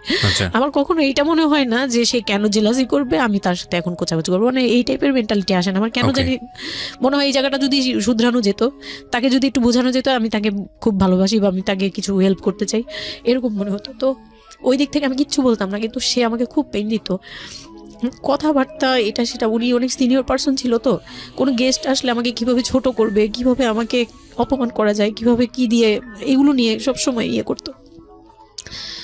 ওই দিকগুলো খুব পেইনফুল ছিল। তো ওগুলো যখন শেষ করলাম, মানে আমার যাকে বলতাম মাঝে মাঝে দুই একটা কথা, এগুলো নিয়ে সে আবার মানে মানে এখানে সেখানে বলে আরো ব্যাপারটাকে বড় বানাতো। তো আমি তখন বুঝতাম না, এখন বুঝি। তো এর মাঝখানে হলো কি, আমি প্রেগনেন্ট হলাম। না, বিয়ের 1.5 মাস পরে আমি হচ্ছে কক্সবাজার যাব। আচ্ছা, আমার হাজবেন্ড বলতেছে যে ঈদ চলে আসছে, তুমি ঈদের মধ্যে কিছু না নিয়ে আসো, ঈদের পরে আমরা কক্সবাজার যাই, এখানে কোনো খরচ টরচ যাতে আমাদের না হয়, হ্যাঁ, এই জন্য আমরা কিছু কিনবো না। আমি বলছি আচ্ছা ঠিক আছে। তো তখন হচ্ছে বসুন্ধরা সিটি মার্কেটটা হচ্ছে নতুন হয়েছে। তো উনি বলতেছে আমরা বসুন্ধরা সিটিতে যাব শপিংয়ে, কিন্তু উনি যেটা বলতেছে যে আমার মানে বসুন্ধরা সিটিতে যাবে, কিন্তু আমাকে যে কিছু কিনে দিবে না এটা আমি জানতাম না। তো ওনার সাথে আমি গেলাম, প্রায় 20 থেকে 25 হাজার টাকা শপিং করলো। ওগুলা হচ্ছে সব ওনার বোন জামাই, বোনের বাচ্চা কাচ্চা, মানে ফ্যামিলির জন্য আর কি, ভাই বোন। আমিও পছন্দ করে করে কিনলাম সবার জন্যই যা যা লাগে। কেনাকাটার পরে আমি তো তখন ছোট মানুষ, তখন তো আমার 13-14 বছর বয়স। তো আমি কখনো এমন হয়নি যে আমি ঈদে জামা কাপড় নিইনি বা জামা কাপড় নতুন জামা কিনিনি, এরকম কখনোই হয়নি। তো ওইটা আমার বিয়ের ফার্স্ট ঈদ।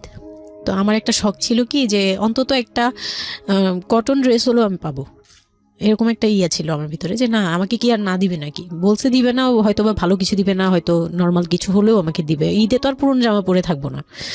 তো আমার এরকম ধারণা ছিল। ও পুরো শপিংটা শেষ করলো সারাদিনে, আমি রোজা রেখে পুরো শপিংটা করলাম খুব চয়েস করে করে।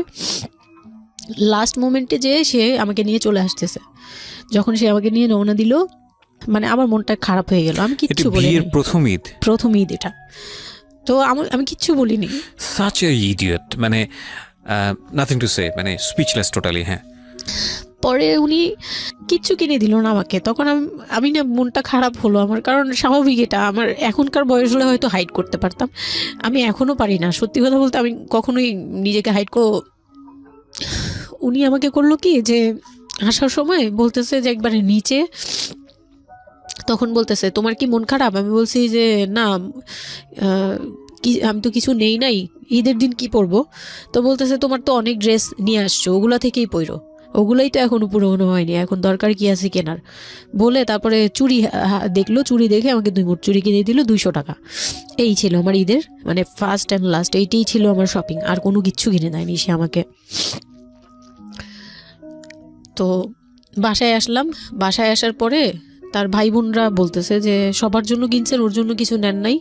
সে আমাকে মানে তার ফ্যামিলি থেকে আমাকে সেভ করবে কি, সে আমাকে বরঞ্চ বলতেছে যে ওরে কি কিনে দিব, ওর বাসা থেকে আমারে কি দিছে যে আমি ওকে কিনে দিব।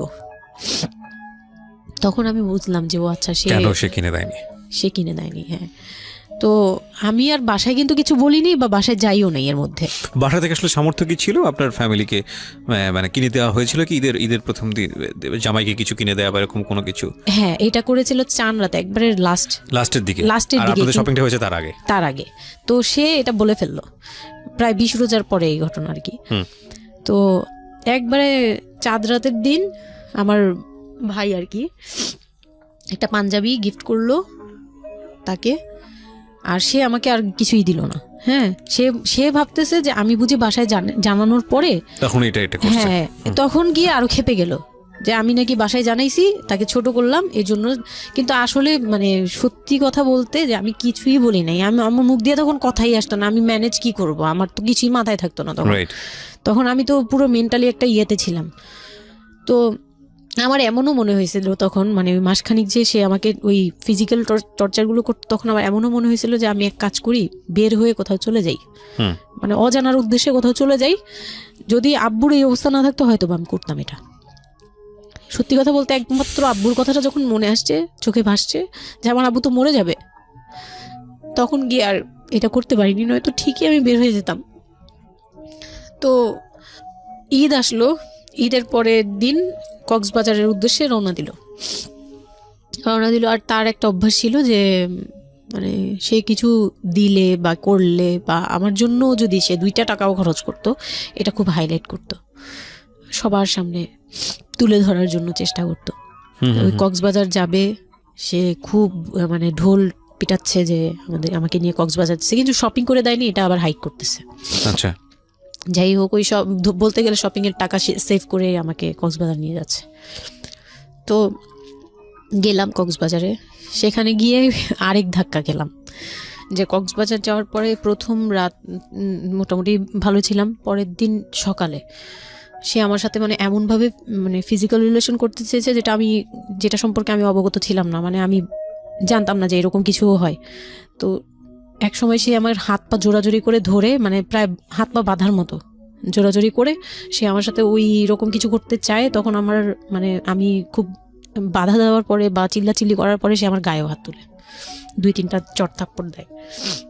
আপনাদের মধ্যে সম্পর্কের জায়গাটা কি আপনি তখনও কি ওনাকে আপনি করে বলতেন? হ্যাঁ, আমি এখনো স্টিল নাও। তার মানে বিষয়টা এরকম হয়ে গেছে যে ওই দূরত্বটা বিয়ের পরে ছিল, এবং সেই দূরত্ব থাকা অবস্থায় ও এই জিনিসগুলো প্র্যাকটিস করে যাচ্ছে ওর মতো করে।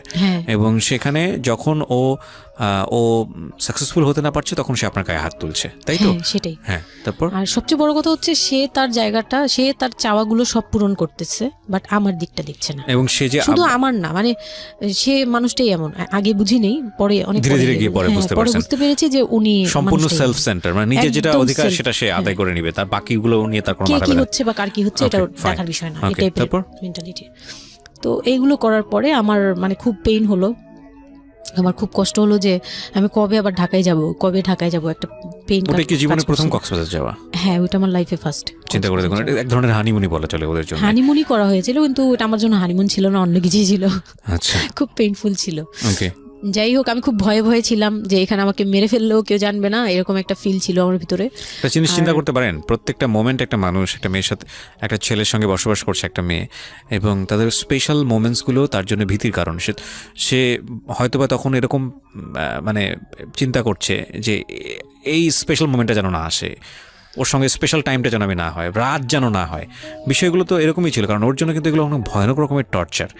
হ্যাঁ, তারপর আর আমার সাথে যারা ছিল, মানে ফ্যামিলি তো 2টা গিয়েছি আমরা, মানে আমার হাজবেন্ড আমাকে নিয়ে গেছে, আর হচ্ছে আমার চাচাতো বোনের রিসেন্ট বিয়ে হয়েছিল, চাচাতো বোনের হাজবেন্ড আর চাচাতো বোন, ওরা 2জন গিয়েছে। কিন্তু ওরা ওদের মতো ছিল, আমরা আমাদের মতো ছিলাম, এরকম আর কি।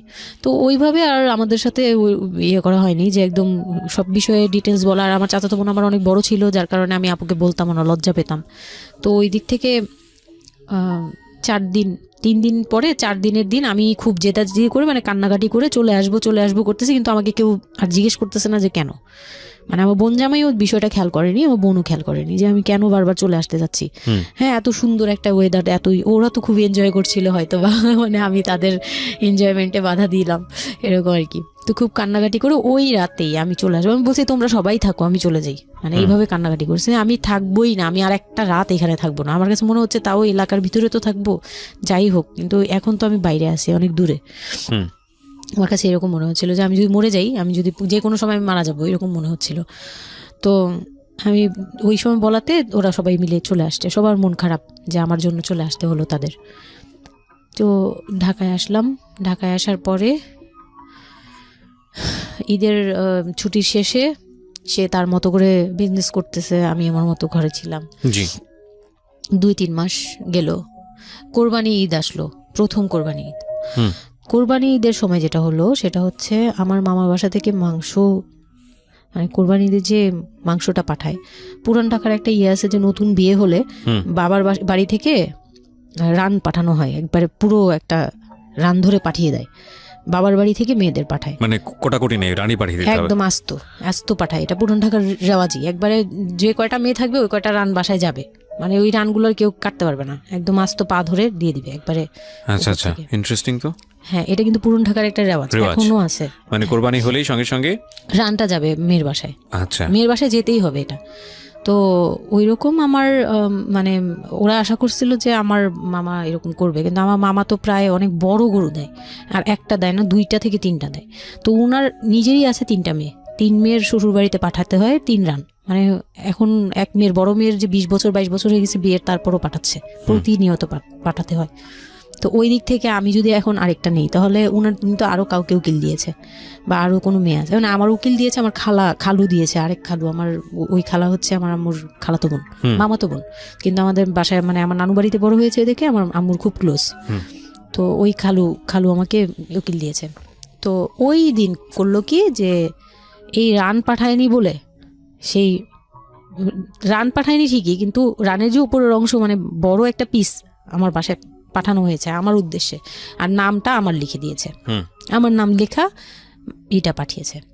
তো ওই মাংসটা রেখে যখন চলে গেছে না আমার ভাই, তার ছোট বোন, আমি তখন মানে দেখলাম যে মানুষ কতটা হিংস্র হলে পরে এরকম ফেস হয়।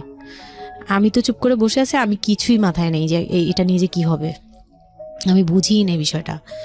সে মাংসটা ধরে রাস্তায় ফেলে দিছে ঈদের দিন রাস্তায় ফেলে, এই মাংসে কেন ওর নাম লেখা থাকবে, তাহলে এই যে আমরা কি, আমরাও তো ভাগ্নি, মানে আমরাও ভাগ্নি, আমাদের বাড়িতে আমার মাংস আসছে ওর নাম দিয়ে আসছে, তাহলে রান আসলো না কেন, দোষ হয়ে গেছে, এটা খুব বড় অন্যায় হয়ে গেছে। ভয়ানক। আমি ভয়ানক বলছি এই কারণে যে আমাদের সমাজে কিছু কালচার আছে যেগুলো আসলে মেয়ের বাড়ি থেকে পূরণ করা হয়, ধরে নেওয়া হয়, বা ছেলের বাড়ি থেকেও, সেটা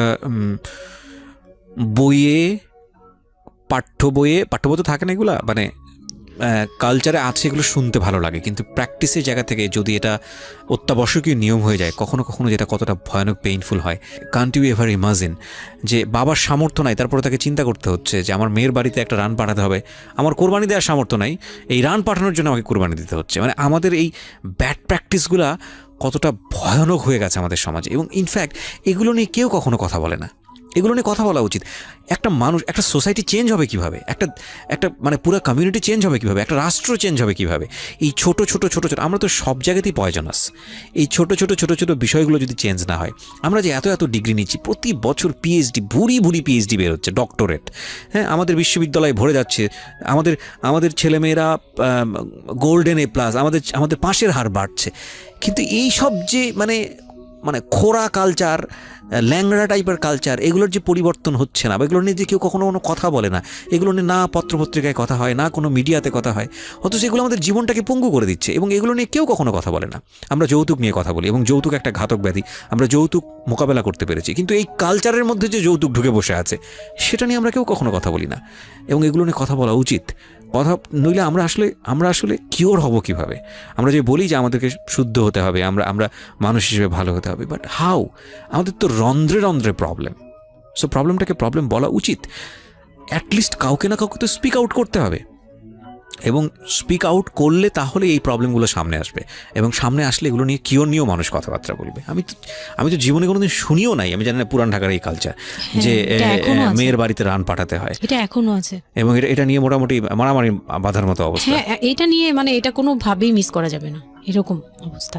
তো আমার বাসায় কিন্তু রান আসছে, আমার বাসায় পরে রান আসছে। ওকে, ওইটা ছিল ঈদের দিন। হ্যাঁ, ঈদের দিন তারা আমাকে খুব ব্যাডলি কথা শুনাইছে। আমাকে সামনে বসিয়ে রেখে, মানে 4-5 ভাই বোন একসাথে বসে যেরকম মিটিং, মনে হয় আমি অনেক বড় একটা পাপ করে ফেলছি তার ভাইয়ের কাছে বিয়ে হয়ে। আমার পাপ হয়েছে যে আমি নাকি তার ভাইকে কিভাবে ভুলিয়ে ভালিয়ে, আমি তখন ভুলাবো কি, আমার তো ভালানোর প্রশ্নই আসে না। আমি তখন মনে মনে মানে হাসিও পাচ্ছে, আমি অবাক হচ্ছি যে এগুলো কি বলতেছে, আমি নাকি তাদের ভাইকে হাত করেছি, এই টাইপের কি কথা বলতে, মানে আমি এখন বলতে পারবো না বুঝিয়ে। তো এগুলো বলছে, তো আমার কাছে খুব মনে হচ্ছে যে আমি কান্না করতেছি, খুব কান্না করছিলাম। তো কান্না টান্না করার পরে আমার যে হাজবেন্ড ছিল, সে কেমন একটা লোক যে সে এটাও বললো না যে মাংসটা তুলে নিয়ে আসি। এটা তো একটা মানে বলতে গেলে কোরবানি দেওয়া হয়। আপনার শ্বশুর বেঁচে ছিল না? না, আমার শ্বশুর শাশুড়ি দুজনই মারা গিয়েছে। তার মানে ওই পরিবারের মূল হর্তাকর্তা হচ্ছে আপনার হাজবেন্ডই? হ্যাঁ। আচ্ছা। তো তখন সে ওই মাংসটা নিয়ে আসলো না, ভাই বোন ফেলে দিছে, সেও তাদের সাথে তাল মিলাচ্ছে, কিন্তু আবার আমাকে সরাসরি কিছু বলছে না। কুকুর কামড় দেওয়ার কথা, কারণ পুরান ঢাকায় তো কুকুরের অভাব নাই রাস্তাঘাটে, আমি যেটা দেখি। না, ওইগুলির ভিতরে নাই, ছিল না, ওইগুলিতে ছিল না, থাকলে হয়তো। আর এগুলো করলে তো আপনাদের যে কালচারটা, সেটা হচ্ছে পুরান ঢাকায় একটা জিনিস খুব ভালো লাগে, একটা ফ্যামিলির খবর আর একটা ফ্যামিলি জানে, যে এই ফ্যামিলির পরিবারে কি হচ্ছে, এই পরিবারে কি হচ্ছে। আশপাশে তো খুব মানে ওরা তো খুব লাগানো বাড়ি ঘর, তো সবাই শুনে, এক দেয়াল দুই বাড়ি। তার মানে এগুলো নিয়ে কত কানাঘুষা তো হচ্ছিল নিশ্চয়ই। পুরো এলাকা, আমি যে কি পরিমাণ মানে লজ্জা, মানে অনুতাপ, আমাকে মানে এমন বানিয়ে ফেলছে যে আমি ওই বাড়িতে শুধু ক্লাস 9-এ পড়ো একটা মেয়ে, যেখানে তার মানে রঙিন স্বপ্ন নিয়ে ডানা মেলে বাঁচার কথা, এবং ঢাকাতে বড় হয় একটা মেয়ে। ক্যান ইউ এভার ইমাজিন সেই মেয়েটার ঈদের সময় আমরা সাধারণত দেখি যে সকালে একটা ড্রেস পরবে, দুপুরে একটা পরবে, রাতে একটা পরবে, বান্ধবীদের সঙ্গে ঘুরে বেড়াবে, এবং মানে পাংখা যেটাকে বলে ওইরকম একটা এইজ। সেই সময়টাতে তার মাংস নিয়ে টানাটানি শুরু হয়েছে, এবং তার বাড়িতে মাংস আসলো কিনা সেটা নিয়ে টানাটানি শুরু হয়েছে, এবং সে মহল্লায় বেরোতে পারছে না নিজের মুখ, এবং এভরি নাইট তার উপর ফিজিক্যাল টর্চার। এবং ক্যান ইউ এভার ইমাজিন যে আমাদের সমাজের মেয়েরা, নারীরা কতটা সহ্য করে? কেউ সুবিধাভোগী অফকোর্স, কিন্তু ম্যাক্সিমাম ফেসটাই হয়তো বা এরকম। এবং এই জন্য নারী নির্যাতন বলে যে শব্দটা না, আসলে এটার যে ব্যাপ্তি, মানে এটার যে কতটা ভায়োলেটিভ হতে পারে, এটার ভেতরে না ঢুকলে আসলে বোঝা যায় না। তারপর কি হলো? তারপর ওই দিন গেল, ওই মাংসটা আমার ওই যে মেঝো দেবর, যে উনি আবার একটু অন্যরকম ছিল, উনি পড়ালেখা করেনি, উনি খুব রাফলি কথা বলতো, উনি জুতার ব্যবসা করতো। তো এমনিতে মেন্টালিটির দিক থেকে বলতে গেলে অনেকে থাকে না যে পড়ালেখা না করেও শিক্ষিত, অনেকে এরকম থাকে, কিন্তু মানে সে পুরোপুরি মানে শুদ্ধ ভাষায় কথা বলতে পারে না, যে একটা লোক মানে খুব ঢাকাইয়া ভাষায় পুরোপুরি গালাগালি, বলতে গেলে প্রত্যেকটা কথার আগে পিছনে একটা করে গালি থাকে এরকম। কিন্তু তারপরেও না, তার মেন্টালিটি আমার ভালো লাগতো। ইভেন নাও আমি এখনো চিন্তা করি যে আমার ওই ভাইয়া অনেক ভালো, হ্যাঁ, ওই দিক থেকে। তো উনি এসে এরকম দেখে বাসায় মাংসটা নিয়ে এসে রেখে তারপর খুব গালাগালি করে, খুব বাজেভাবে ভাই বোনদের বললো যে তোরা আসলে মানুষই না, তোরা মানুষ হইলে এই ধরনের এই সিচুয়েশনটা ক্রিয়েট করতি না। মানে উনি ওনার মতো করে বলছে, গালাগালি করে, যে এইরকম মানুষ করে, তোরা কি ছোট লোক, জীবনে কি কখনো এগুলি দেখোস নাই, বা এগুলো কি কখনো খাস নাই, বা এখনো কি পাস না, এরকম করার কি আছে, ওর বাসা থেকে আসলে খাবি, এরকম মানে এইভাবে খুব বাজে 2-4টা কথা বলছে। তারপর তারা গিয়ে ঠান্ডা হয়েছে, আর আমার বলতেছে তুমি এখানে বসে বসে ওদের দৃশ্য দেখতেছো কেন, তুমি উপরে যাও। তখন তার বউর আবার একটু জেলাস হলো যে আমার প্রতি তার কেন এত টান, মানে ওই দিক থেকে আবার মানে ওইটা ওইভাবে দেখলো না যে ভাই হিসেবে বোনকে সেভ করলো, এরকম না। আমি কিন্তু এইভাবে নিয়েছি যে মনে হচ্ছিল যে আমার বড় ভাই, এটা ওদের ভাই না, আমারই বড় ভাই, আমাকে সেভ করলো। আমার কাছে এত ভালো লাগছে, আমি কিছু হলেই বলতাম ভাইয়ারে, যে বলতাম ভাইয়া দেখেন না আমার সাথে এটা বলতেছে, সাথে নেমে এই কে ওরে গালাগালি করছে, উনি তো গালাগালি শুরু করে দেয়, আর উনারে সবাই ভয় পেত। মানে আমার হাজবেন্ড ভাই বোনের সাথে তাল মিলাতো, আর উনি ছিল একটু ডিফারেন্ট। তো কিছু হলেই উনি বাসায় আসার অপেক্ষায় থাকতাম, উনি আসলে উনারে বলবো, একদম সিঁড়ি দিয়ে ওঠার সময় নামার সময়, ভাইয়া আজকে আমার না এটা বলছে, এই সাথে ভালো হলি, মানে উনি মোটামুটি আমাকে সেফ রাখতো। আর ছোট যে দেবরটা ছিল, ও হচ্ছে একদম কোনো কথাই বলে না, চুপচাপ, ইয়েস নো কিছুই বলে না, চুপচাপ। সে আবার ছিল স্কুল টিচার, মানে ওই পুরো ফ্যামিলিতে ওই এডুকেটেড ছিল, মাস্টার্স কমপ্লিট করা আর কি। ও একটা খুব ভালো সাইড বেছে নিয়েছে যে কথা বলে এখানে লাভ হবে না। না, হ্যাঁ, সে একদম চুপ, নিরপেক্ষ। কারণ তাদের সাথে বলতে গেলে ভাই বোনের সাথে দ্বন্দ্ব হবে, আমার সাপোর্টে যেতে গেলে একটা বাজে কিছু ক্রিয়েট হবে, আবার আমাকে বকা দিতে গেলে এটা অন্যায় হবে। সে ওটা বুঝতো, মানে আমি যা সবকিছু মিলে যেটা দেখলাম যে এটার জন্যই সে চুপচাপ থাকতো। প্রিয় শ্রোতা, আমরা এখানে ছোট্ট একটা বিরতি নেব। এখন বল যে ও বাসায় ফোন করে বলছে বা বাসায় গেছে, ও তো কালকে থেকে বাসায় যায়নি, ওর হাত তো ফোনও নাই।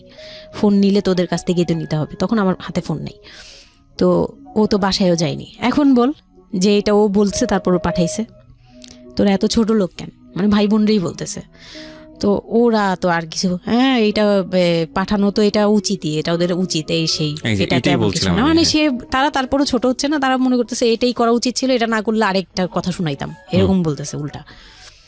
তো এইগুলো করার পরে আমিও আর এগুলা মাথা থেকে ফেলে দিলাম, ভাইয়াও বলে টলে চলে গেল। আর আমার হাজবেন্ড যে ছিল সেও খুব খুশি, সে মানে আমার বাসা থেকে পাঠাইছে এই সেই। তো বিয়ের 4 মাস পরে মেইন পার্ট যেটা, যে আমি কনসেপ্ট করি, তখন আমি বুঝতে পারি না কনসেপ্ট করার 13-14 বছর বয়সে। হ্যাঁ, তখন আমি স্কুল যাতায়াত করতাম, রেগুলার না। আচ্ছা, মাঝে মাঝে রেগুলার মানে মাঝে মাঝে বলতে আমি চাচ্ছিলাম কি পড়াটা রানিং থাকুক, এক্সামগুলো দিব আর বাসায় থাকবো। আর বাসা থেকে যখন স্কুল ড্রেস পরে বেরোতাম, আমাকে সবাই মিলে কি যে বলতো, মানে বলার মতো না, এগুলো অকথ্য ভাষা বলতে গেলে, যে মানে নোংরা কথা বলতো। তো যাই হোক, ওগুলো আমি কানেও নিতাম না, আমি বলতাম না আমি স্কুলে যাব। আর যেহেতু বিয়ের সময় বলছে যে ওরে পড়াশোনা করতে দিব, আমার হাজব্যান্ড এগুলো বলছে, ও না ও স্কুলে যাবে আসবে সবই করবে। পরে গিয়ে বলে কি তুমি বাড়ির বড় বউ, তুমি যদি স্কুল ড্রেস পরে স্কুলে যাও কেমন দেখা যায়? আমি তো বোরকা পরতাম। তো বলে না, স্কুলে গিয়ে তো তোমার বোরকাটা খুলতে হয়, অ্যাসেম্বলিতে দাঁড়াও, ওই যে পিটি করো তোমরা, এগুলো তো আশপাশ থেকে দেখা যায়, এলাকার ভিতরে স্কুল। আমার অসম্মান, এটা তার অসম্মান। উনি পড়াশোনা করেছেন আপনার হাজবেন্ড? না, উনি ক্লাস 5 পর্যন্ত পড়ে আর পড়াশোনা করেন। রাইট, ওনার জন্য অসম্মানই হবে এটা। আমি ক্লাস 5 পড়ুয়া যারা আছেন বাংলাদেশ, তাদের সবার প্রতি রেসপেক্ট রেখে বলছি, ক্লাস 5 না, এনার ডিগ্রি পাস করা এরকম অনার্স মাস্টার্স পড়ুয়া এরকম অনেক ছেলে মেয়ে আছেন যারা এই ধরনের মানে আজগুবি ল্যাংরা টাইপ যুক্তি দিয়ে জীবনটাকে চালান। তাদের জন্য এটা আসলে অযুক্তি কি হবে, কিছু করার নাই। হ্যাঁ, তো আমি তখন চিন্তা করছি যে আমি স্কুলে যাব, তো মাঝে মাঝে করতাম কি একটু করেই মানে ম্যানেজ করে যাওয়ার চেষ্টা করতাম, রিকোয়েস্ট। বিষয়টা যদি এরকম হতে ধরেন, আমি জানি না, প্রথমত যেটা ঠিকই হয়নি, মানে কোনো কিছুই ঠিক হয়নি, শুনছি আর মেজাজ খারাপ হচ্ছে আসলে, মানে কোনো কিছুই ঠিক হয়নি। তারপরেও যদি খারাপের মধ্যে ভালোটা চিন্তা করি, যে ঠিক আছে এত কিছু, একটা মানুষের এত খারাপ, একটা দুটো দিক তো ভালো থাকতে পারে না। ওর ওয়াইফকে সে সাথে করে নিয়েছে, ঠিক আছে তোমার স্কুলে চলো আমি তোমাকে পৌঁছে দিয়ে আসি, স্কুলে পৌঁছে দিয়ে আসলো, স্কুল থেকে নিয়ে আসলো। কিছু জিনিস হয়তো ওনার আত্মসম্মানে লাগবে, যেহেতু উনি বেশি দূর পর্যন্ত লেখাপড়া করেনি, উনি অনেক কালচারের সাথে অভ্যস্ত না, এতটুকু হলেও তো ও নিজের মনটাকে বুঝ দিতে পারতো যে না আমার হাজবেন্ড আমাকে কেয়ার করে।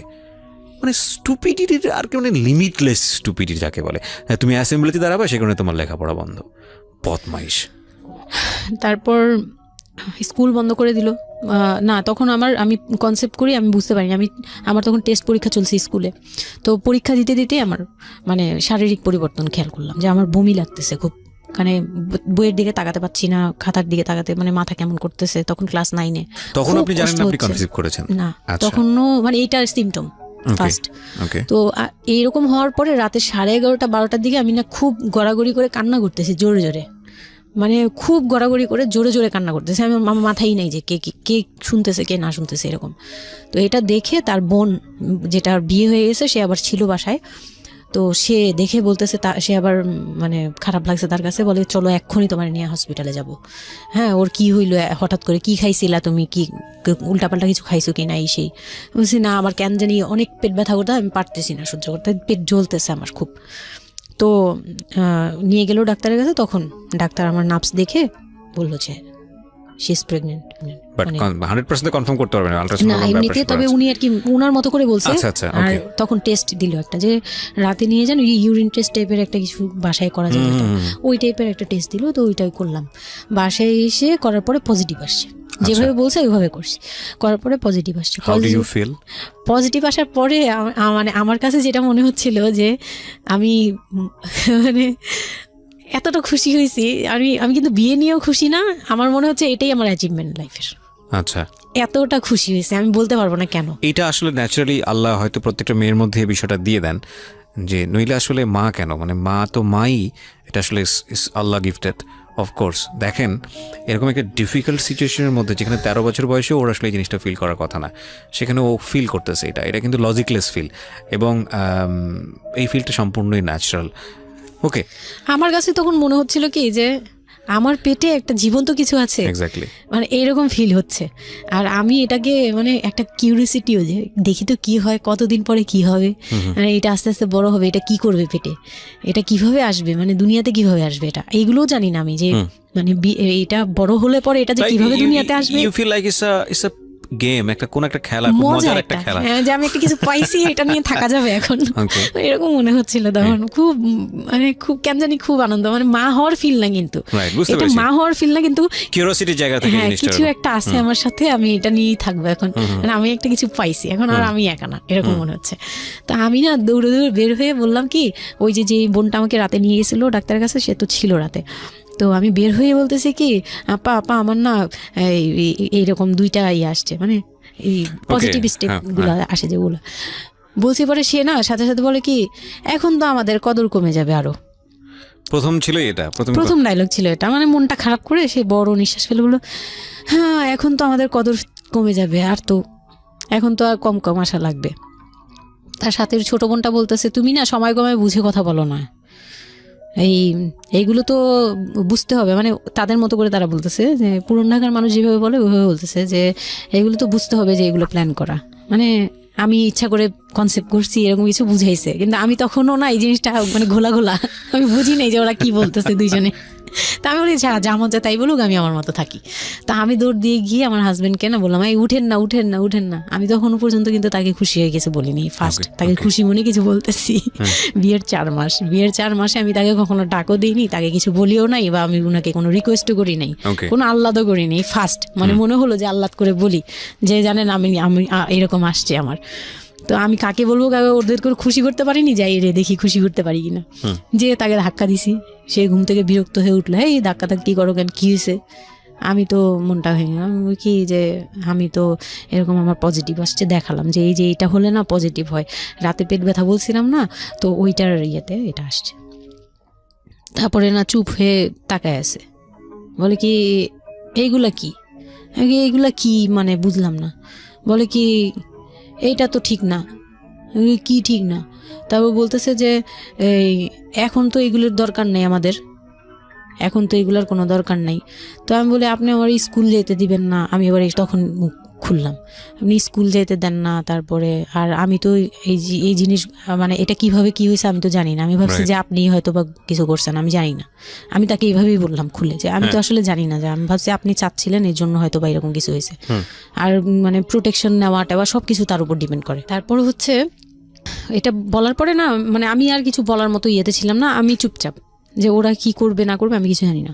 তো আমার হাজবেন্ড যেটা করলো, যে সে চাচ্ছিল না যে আমি মানে সে চাচ্ছিল না বেবিটা, কোন কথা হচ্ছে সে চাচ্ছে এটাকে অ্যাবর্ট করে ফেলতে, মানে কিন্তু কিছু বলতেও পারছে না। আমি এবার বাসায়ও বলছি, বাসায় সবাইও খুব চিন্তিত আমার এইটুক বয়সে আমি কিভাবে কি করব।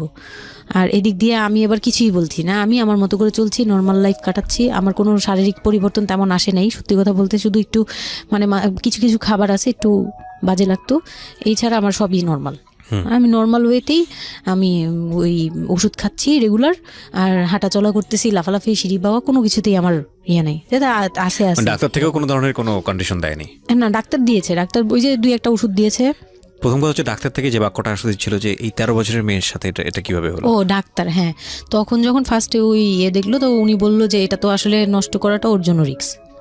এক্স্যাক্টলি, মানে সব দিক থেকে তো রিস্ক। ডাক্তার যেটা বললো, যে জাফর ইকবাল আমার বাসার পাশেই ছিল উনি, তো উনি আমাকে যেটা বললো যে এই মেয়ের মানে রাখাটাও যেমন রিস্ক, ফেলে দেওয়াটা। আর যেহেতু মানে আল্লাহকে তো সবাই বিশ্বাস করি, তো বলতেছে যে যেহেতু আল্লাহ চাচ্ছে, যেহেতু এসেই পড়ছে, এটাকে নিয়ে আমরা মাতাবুরি না করি, যেহেতু রাখাও রিস্ক, ফেলে দেওয়াও রিস্ক, তো রাখুক না। এটা এইভাবে আল্লাহকে নিয়ে বলা যাবে না, এমন বলছে, ভুল বলেছে না, উনি বলছে আর কি, থাক ঠিক আছে, যদি ভাগ্যে থেকে থাকে তাহলে হবে। আর এই বয়সে হয়, কিন্তু এত অল্প বয়সে নেওয়াটা ঠিক না, উনিও এটা বলছে। তো ওইভাবে ইয়ে করার পরে তো আমি তো রাখছি ঠিকই, কিন্তু আমি তো মানে ওই সময়টা তো ভালোই গেছে। বাচ্চাটা হওয়ার পরে তো আমি বুঝতে পারছি যে আসলে জিনিসটা যে আমার পুরো কত বড় একটা ইয়ে ছিল। এখন দেখো আপনার হাজবেন্ড হ্যাপি না, সে চিন্তিত বিষয়টা নিয়ে, তারপর কি হলো? তারপরে থেকে তার মধ্যে আমার মধ্যে একটা বিরাট গ্যাপ তৈরি হলো, সে আমার সাথে মানে টোটালি মিশে না।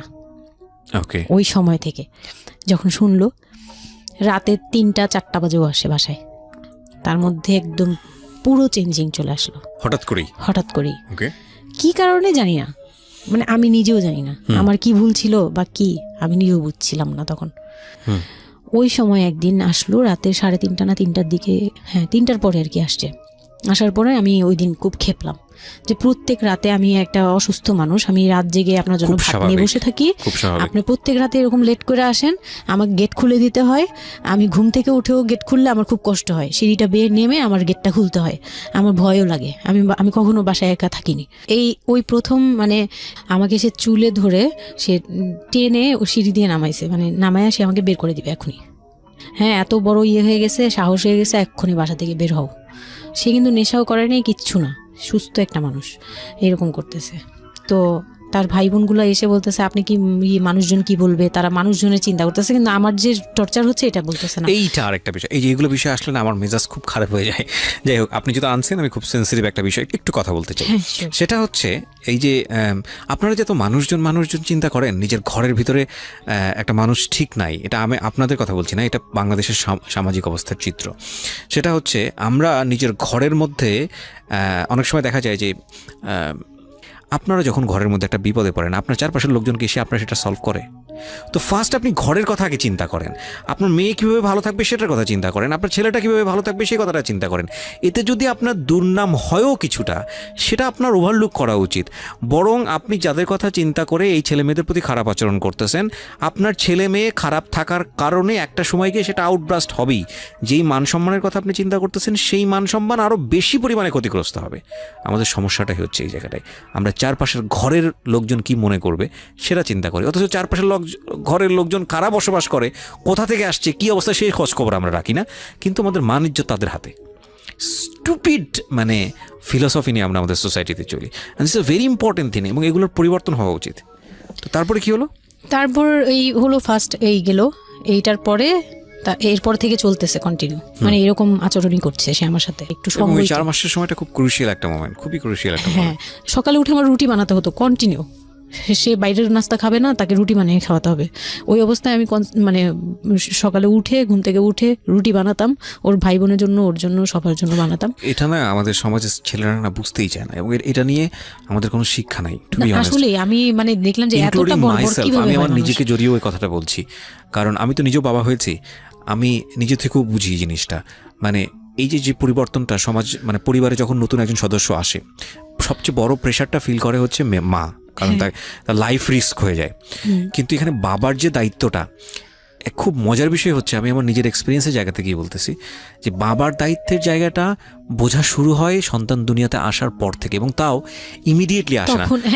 সন্তান একটু করে বড় হচ্ছে, অ্যাটাচমেন্টটা হচ্ছে, যখন নড়াচড়া সামনে দিয়ে নড়াচড়া করতেছে, একটু মিস হচ্ছে, দূরে থাকতেছে, তারপরে কি মানে সন্তান যখন মোটামুটি প্রাপ্তবয়স্ক, 1 বছর 2 বছর বয়স, ওই সময় বাবা ফিলটা আসে, তুলে দেয়, তখন গিয়ে প্রেজেন্টার নাই, তখন হচ্ছে বাবা ফিলটা পায়। তার আগ পর্যন্ত বাবা বুঝতেই পারে না, তো মনে আসলে কি বাচ্চাটা আমার কোত্থেকে আসলো, এই সত্য ফিলটা এরকম থাকে। এটা খুব ন্যাচারাল একটা ফিল, কিন্তু এই ন্যাচারাল ফিলটার সুযোগ নিয়ে অনেক সময় আমরা একটা অবুঝের মতো আচরণ করে ফেলি, ভয়ানক বাজে আচরণ করে ফেলি। একটা ইয়ে থাকে, মাত্রা থাকে, যেমন আপনি কতটুকু মানে কতটুকু কেয়ারফুল ছিলেন, কতটুকু ছিলেন, এটার কিন্তু একটা লেভেল আছে, পার্সেন্টেজ আছে, এবং এটা নিয়ে শেখানো উচিত আমাদের মানে এডুকেশন সিস্টেমের মধ্যে তো নাই। এবং আমরা জানি না, ম্যারেজ কাউন্সিলিং বলে অনেক একটা বিষয় আছে, এগুলো তো আমাদের প্র্যাকটিসে নাই, কোনোভাবে নাই, এগুলো তো আমাদের কাছে চিন্তাই করা যায় না, বিলাসিতা এবং আমাদের রাইট। এবং বাবা যিনি, একটা হচ্ছে যে মা হওয়ার একটা প্রিপারেশন দরকার আছে, মেন্টাল প্রিপারেশন, একটা বাবা হওয়ার জন্য একটা মেন্টাল প্রিপারেশন দরকার আছে। আমাদের সমাজে এটা টোটালি মিসিং। আমরা এই নারী দিদিদের কাছ থেকে যে গাইডটা পেয়ে আসছি, এবং সেটা না বুঝে না শুনে প্র্যাকটিস করেছি, রাইট। আমি জানি না, আজকে আমি সত্যি এই কথাগুলো বলতেছি, হয়তো আমরা ওই রাতারাতি পরিবর্তনের জায়গায় যেতে পারবো না, বাট আমি শুধু একটা কথাই বলতে চাই, সেটা হচ্ছে বাবাদের দায়িত্বটা অনেক বেশি, বিশেষ করে বাচ্চা চলে আসার পর থেকে। মেন্টাল সাপোর্টটা খুব জরুরি, খুবই জরুরি।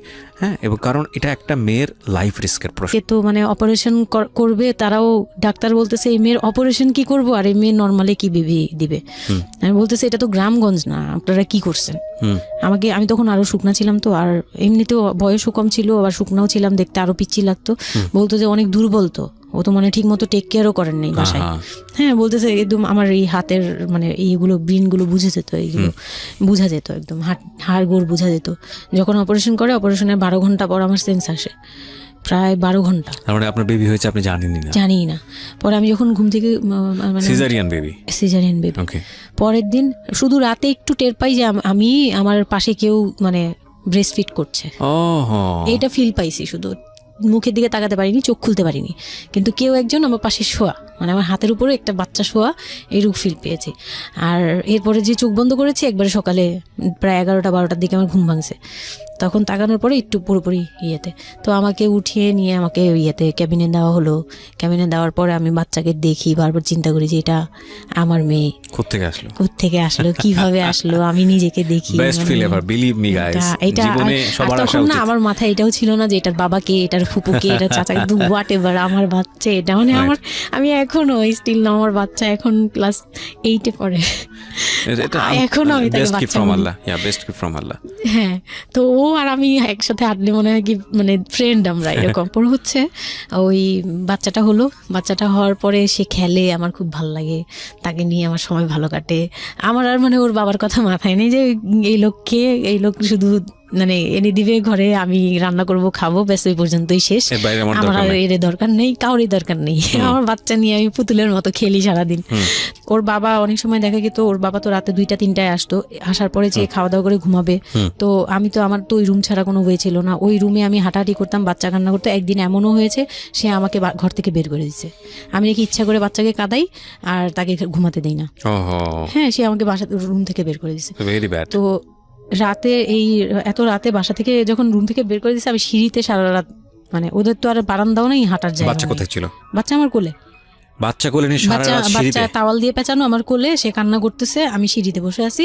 আর আমি যখন সিঁড়িতে বসছি, আমি জানি না কি কারণে বাচ্চার কান্না অটো থেমে গেছে। রুম থেকে বের হয়েছি না, তো ওর বাবা যে ধমক টমক দিছে, আমি জানি না কি কারণে, হয়তো বা রাতও অনেক হয়ে গেছিল, অনেক কান্নাকাটির পরে হয়তো ও ক্লান্ত হয়ে গেছিল, ও মোটামুটি চুপ হয়ে গেছে সিঁড়িতে, নয়তো পুরো এলাকা জানার কথা এইরকম। তো আমি সিঁড়িতে বসে বসে কান্না করছি সারা রাত, মানে তখন অলমোস্ট তখন 4টা বাজে, ভেতরে ঘুমিয়েছে নাক ডেকে। হ্যাঁ, তখন সে ঘুমাচ্ছে, ভিতরে গিয়ে ঘুমাচ্ছে। আমি আর ভয়ে রুমেই যাইনি, মানে কি না কি করবে আবার, এই জন্য রুমেই যাইনি। তো এই কাজটা করার পরে সে আমার মন থেকে আরও উঠে গেছে। আমার যে দেবর ছিল, যে বললাম যে আমাকে খুব ভালোবাসতো উনি, তো উনি আবার খুব ভোরে আসতো, জুতার ব্যবসায়ী তো, ওনাদের কারখানা সারা রাত কাজ হতো, প্রত্যেক দিন সকালে 5টা-6টা এভাবে আসতো। তো ঘন্টাখানিক পরে উনি যখন চলে আসছে, তখন আমাকে সিঁড়ি দিয়ে ওঠার সময় মানে গেট নক করছে, ওনার ওয়াইফ নামছে উপর থেকে, নেমে বলতেছে তুমি এখানে কেন? আমি বললাম যে এরকম আপনার ভাই ঘুমাতে পারে না, আমাকে বের করে দিছে। তো সেও খুব নর্মালভাবে নিল ব্যাপারটা, কিন্তু তার ভাই যখন গেট খুলে দেখলো যে আমি জেগে আছি আর ওটা নিয়ে সিঁড়িতে বসছি, তখন সে গালাগালি করতেছে, শালা ওনার আবার বিয়ের 12 বছর হয়ে গেছে, কিন্তু বাচ্চা কাচ্চা হয়নি। উনি আবার এই দিক থেকে খুব ছিল যে তার খুব ইচ্ছা ছিল একটা বাচ্চার বাবা হবে।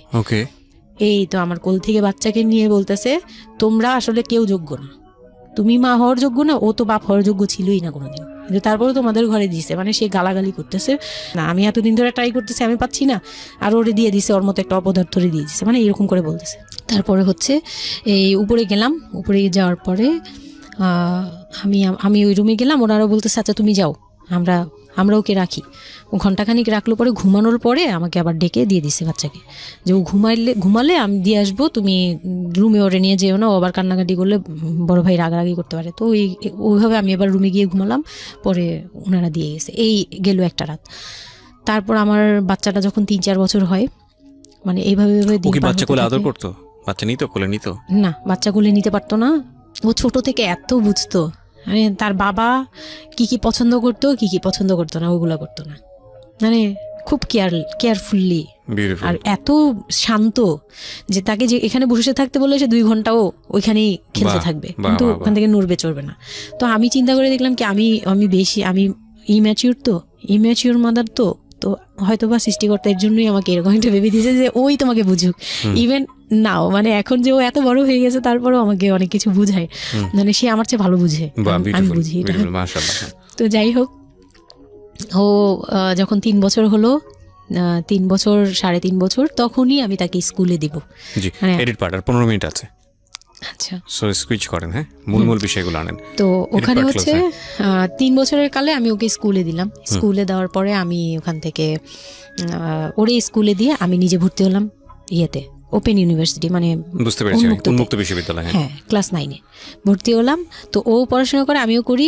বাসায় বা আশপাশের সবাই আমাকে নানান ধরনের কথা বলে যে মা মেয়ে একসাথে স্কুল ব্যাগ নিয়ে যায়, কেমন দেখা যায়। আমি বলছি যা মন চায় তাই দেখা যাক। আমার তখন আমি একটু ডেসপারেট হয়ে গেছিলাম।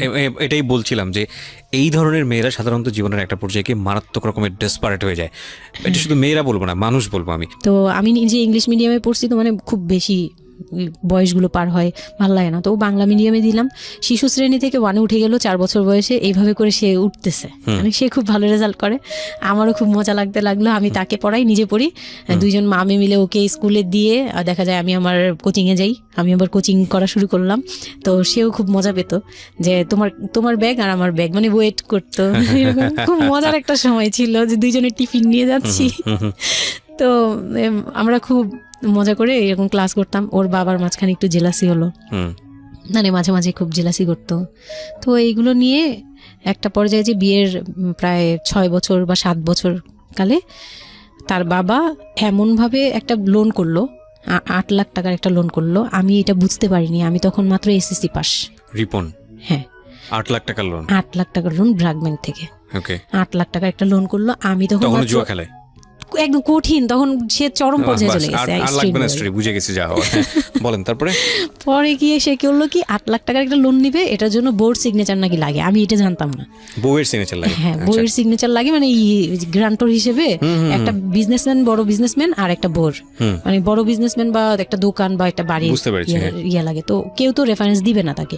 ওই এক দোকানদার ভাইয়া ছিল, বড় ভাই, মুরব্বি টাইপের, বড় ভাই বলতো উনি। ওই লোকটা দিছে সিগনেচার, আর আমার সিগনেচার না তো কোনো ব্যাপারই না, কারণ আমাকে যা দিবে আমি তাই, আমার কি বা আছে আর আমার কাছে কি বা লিখে নিবে, মানে নাও একটা সিগনেচার দাও, তোমার কিছু হবে না, এটা জাস্ট একটা ফর্মালিটি, এভাবে বলছে। আমি সিগনেচার করে দিয়েছি। সেদিন তো আমাকে সে কি জানি খাওয়ালো, মানে আমাকে খুব ভুলায় ভালায় সিগনেচার নিয়েছে। তারপরে থেকে শুরু হয়েছে আমার মানে লাইফের সব, মানে আমি কত বড় ভুলটা করছি। তারপর থেকে সে নাই একবারে নাই। মানে সে বাসা ভাড়া নিয়েছিলাম এর মাঝখানে, এটা বলতে ভুলে গেছি যে আমার দেবর ননদের বিয়ে হওয়ার পরে ওই বাড়িটাতে, মানে ননদের বিয়ের জন্য ওই বাড়িতে হচ্ছিল না। পরে আমরা বাসা শিফট করে, মানে ওই বাসা ভাড়া দিয়ে অন্য একটা বাসায় ভাড়া গেছি ফ্ল্যাট নিয়ে ভাড়া যাওয়ার পরে ওই ননদের বিয়ে হওয়ার পরে তারপরে আবার যার যার মতো আলাদা আলাদা রুম নিয়ে থাকা, মানে বাসা নিয়ে থাকা। তো আমাকে যে ফ্ল্যাটটা নিয়ে দিয়েছিল 1 রুমের ছোট্ট একটা ফ্ল্যাট, হ্যাঁ, ওই ফ্ল্যাটে ছিলাম। তো ওইখানে আমার এই যে সিগনেচারটা করায়, মানে ভাই বোন থেকে আলাদা হওয়ার পরে সে তার ভাই বোনকেও ভয় পেত এসব ব্যাপারে। আচ্ছা, তো আমাকে তারা হাইড করছে যে সে জুয়া খেলে, যে এটা আমাকে বলেনি। তো আমি একদিন টের পাইছি কিভাবে, যে ঈদের দিন, মানে লাস্ট ঈদ, ওনার সাথে আমার লাস্ট, মানে লোনটা নেওয়ার আগ পর্যন্ত আপনি জানতেন না যে সে জুয়া খেলে? না, তখনও বুঝি নাই। তার আগে কিন্তু আমি এটা ধরছিও, কিন্তু ধরেও বুঝতে পারিনি। 8 লাখ টাকার যে ঘটনাটা, এটা থেকেই শুরু। মানে সে হচ্ছে এই 8 লাখ টাকার লোন নিয়ে চলে গেছে। 2 মাস 3 মাস একদম, মানে টোটালি নাম্বার বন্ধ, সব বন্ধ। তারপরে ওই পরের মাস থেকে তো লোনের যে একটা ইয়ে থাকে, ইন্টারেস্ট সহ, যে ওইগুলোর জন্য তারা বাসায় পর্যন্ত চলে আসছে। এসে আমাকে অপমান করতেছে যে আপনি সহ জানেন, আপনি না জানলে এটা সম্ভবই না, আপনি জানেন, নয়তো আপনি সিগনেচার দিলেন কিভাবে, সিগনেচার কি না জেনে দিয়েছেন? তখন আমি কান্নাকাটি করে বলছি যে আমি আসলে এই বিষয়টা বুঝি নাই ভাইয়া। তো ওনাদেরকে বলার পরে ওনারা বুঝছে যে আসলে ঘটনাটা এরকমই। তো প্রায় 6-7 মাস যাওয়ার পরে দেখি উনি আর আসেই না। তারপর আমি বাসা চেঞ্জ করে আমার বোনের সাথে বাসা নিলাম, রুম নিলাম। একটা রুম নিয়ে মেয়েকে নিয়ে খুব কষ্ট করে থাকি। আমি একটা জব নিলাম ভালো একটা কোম্পানিতে। তখন আমি এসএসসি পাস। তো এসএসসি পাশের সার্টিফিকেট নিয়ে একমাত্র মার্কেটিং সেলসে জব হয়, এছাড়া কিন্তু আর কোথাও ভালো জব হয় না। আমি খোঁজ খবর নিয়ে দেখলাম যে না, মার্কেটিং এর সেলসে যেহেতু জব আছে, তো ইউনিলিভারের খুব ভালো একটা পজিশনে জব নিলাম সেলসে। জব নিলাম পরে মোটামুটি 10-12 হাজার টাকার মতো স্যালারি ছিল, ওটা দিয়েই চলতাম। মেয়েকে নিয়ে বাড়ি ভাড়া দিতাম 4-4.5 জামাই কোথায় ওই সময় আপনি জানেন না? না, আমি যখন তারপর হুট করে একদিন আসছে, এসে তারপর দেখি ঘরে বসে থাকে, সারাক্ষণ ঘরে বসে থাকে, ব্যাংকের লোক আসবে শুনলেই বের হয়ে যায়। আচ্ছা। আর বের হয়ে আবার 2-3 দিন থাকে না, আবার আসে, মানে একটা কেমন খেলা, লুকোচুরি জীবন। হ্যাঁ, লুকোচুরি জীবন। বিজনেস শেষ, বিজনেস কিচ্ছু না। উনি থাকে, আমি রান্না করলে উনি খেয়ে চলে যায়। আর উনি যে খায়, মানে তখন জিজ্ঞেসও করে না যে মেয়ে খাইছে বা তুমি খাইছো কিনা, কিচ্ছু না। একটা উচ্ছন্ন জীবন এবং টেনশনলেস, কেমন জানি মানে একটা মানে পশু টাইপের হয়ে গেছিল, মানে বলতে গেলে গরু ছাগল যেরকম থাকে ওরকম। সে আসে যায়, ব্যাস এই পর্যন্তই। তো সে একটা টিভি কিনছিল আমার বিয়ের পরের থেকে, সে কোনো কিছু কিনে নাই, একটা টিভি কিনছিল। লাস্ট মানে যে ছোট লোকি পানাটা করছে সে, যেদিন আমার সাথে, আমি তো তার সাথে ঝগড়াও যেতাম না, তর্কেও যেতাম না, কোনো ধরনের ইয়েতেই যেতাম না। মানে ওই লোকটা এরপরে যে লাস্ট কাজটা করলো, যেটার উপর থেকে মানে পুরোপুরি মন থেকে উঠে গেল, যে একটা টিভি ছাড়া তার ঘরে কোনো কিছু কেনা ছিল না, সব আমার করা। মানে আমার গহনা গাটি বলেন, যাই বলেন ছিল, যাই ছিল টুকিটাকি সব আমার নিজের করা। শুধু ওই টিভিটা সে কিনছিল নিজের টাকায়। সে যাওয়ার সময় মানে একদিন চিল্লাচিল্লি করলাম, মানে আমি আর সহ্য করতে পারছিলাম না, যে প্রত্যেক রাতে আসি, আমি ডাল ভাত যাই রান্না করি, অনেক সময় দেখা যায় ডালও নেই, চাল আছে শুধু, একটা ডিম নিয়ে আসছি, ভাজছি, ভেজে নিয়ে সামনে বসছি, সে খেয়ে উঠে গেল। মানে আমি আর আমার মেয়ে না খাওয়া, বাচ্চাটার জন্য সে মানে এরকম টাইপের, মানে নেশাখোররাও এর চেয়ে ভালো। আমার মনে হয় যে একটা এডিক্ট হলেও সেও চিন্তা করবে যে আমার বাচ্চাটা খাইছে তো, কিন্তু তার মধ্যে এই ফিলটা নাই। তো আমার একদম বিরক্ত হয়ে গেলাম এক পর্যায়ে। তারপর আমি বললাম যে আপনি আর কত এরকম করবেন, আপনি এরকম কেন শুরু করছেন, আপনি কি চান আসলে, আমাদের কাছে কি চান? তারপর সে বলতেছে যে আমার বোন আসছে, আমার বোনকে বলতেছে যে আমি নষ্ট হয়ে গেছি, আমি কি করে টাকা আনি, হ্যান ত্যান, বুঝতে পেরেছি, মানে শেষ সম্বল আর কি, যা বলার আর কি। হ্যাঁ, পরে আমি তো আর আমার বোনও খেপছে, আমার বোন জামাইও খুব রাগ। হ্যাঁ, আপনারা আসলে ওরে ইয়ে করতেছেন, লাই দিচ্ছেন, এই সেই উল্টাপাল্টা কথা বলে টলে সে চলে গেল। চলে যাওয়ার সময় সে টিভিটা হাতে করে নিয়ে গেছে, বিক্রি করে দিবে। হ্যাঁ, আমি আমার জিনিস নিয়ে গেলাম, আমি যা জানিছি সেগুলো নিয়ে গেছি। তো আমি সবচেয়ে মানে খারাপ লাগছে জিনিসটা, যে এতটা ছোট লোকের সাথে আমি ছিলাম এতটা বছর। তখন আমার মনে হয়েছে যে এরকম একটা ছোট মনের মানুষের সাথে আমি এত বছর ছিলাম, এটা বলতে লজ্জা হয়। এই যে গেছে সেই লোকটা আর আসে নাই। তো আমার মামা যেটা বললো যে তোমাদের আসলে এইভাবে ঝুলে থাকলে, তখন তো 2 বছরের মতো প্রায় আমরা সেপারেটেড, মানে আলাদা থাকি। সে চলে গেছে 2 বছরের মতো হয়ে গেছে। তো বলতেছে 2 বছর পর এসে এই যে আজকে বললো এই কথা, আবার যে 1 বছর পর এসে আরেকটা ঝামেলা করবে না, এমন কোনো কথা নাই। আর আমার মামা তখন আমাকে বলতেছিল তোমাকে আমরা একটা বিয়ে দিব, তোমার এখনো ওই বয়স আছে, এই সেই। আমি তো তখন একবারই না আমি বিয়েটি আর করতেই পারবো না, আমার মেয়ে আমি বড় করবো, এটাই আমার টার্গেট। তো তারা বলতেছে আচ্ছা ঠিক আছে, বিয়ে করো বা না করো, তোমার এইটার একটা সাইড করা দরকার। তুমি নিজ থেকে ওর কাছ থেকে এমনিতেও কিছু পাবা না, উনিতেও কিছু পাবা না, তুমি নিজ থেকে একটা ডিসিশনে চলে ওর কাছ থেকে ডিটাচ হওয়া আগে, যাতে ওর তোমার উপর কোনো দায়িত্ব না থাকে, অধিকার না থাকে। তখন গিয়ে মানে যেই গার্জিয়ানরা বিয়ে দিয়েছিল তারাই একসাথে বসে আমাকে ডিভোর্সের করে দেয়। হ্যাঁ, ওকে। তো ডিভোর্স করার পর you feel bad for this, like আপনি ডিভোর্স দিয়ে দিচ্ছেন, ও মানুষটার প্রতি কোনো মায়া বা না, বিন্দু মাত্র না। আমার কেন জানি এটা ফিল হয়নি, আমি নিজেও জানি না। সবাই বলে ডিভোর্সের সময়টা নাকি খুব, কিন্তু আমার কাছে মনে হচ্ছিল যে না, এটা একটা ভালো সমাধান। আমার তখন মনে হয় যে আরো আগেই বের হয়ে আসা হচ্ছিল, এরকম মনে হয়। ফাইন, এবার আমার কিছু কোয়েশ্চেন আছে, খুব শর্টকাটে আমি অনুষ্ঠানটা শেষ করবো। তারপরে রিয়েলাইজেশনের জায়গা থেকে আমার যারা লিসনার আছে তারা শুনলেই বুঝতে পারবেন যে আসলে স্টোরিটা কেন আমরা প্রচার করলাম। আপনি তো এখন কোনো না কোনো জব করছেন, আপনার সন্তানের খরচ ভরণ পোষণ আপনিই দেন, এবং আমি জানি যে আপনার একটা স্বপ্ন আছে নিশ্চয়ই, এবং আপনি কোনোভাবেই চাইবেন না যে আপনার মেয়ে, আপনি যে অবস্থাটা ফেস করছেন সেটা আপনার মেয়ে ফেস করুক। এবং আমার কেন জানি মনে হচ্ছে যে আপনাদের গল্পটা শুনে যে আপনার মেয়ে আপনার খুব ভালো একজন বন্ধু, সবকিছু মিলিয়ে। ওকে, সো একটা কথা, সৃষ্টিকর্তা কখনোই কোনো মানুষকে কমপ্লিটলি আনহ্যাপি করে না, কমপ্লিটলি হ্যাপি করে না।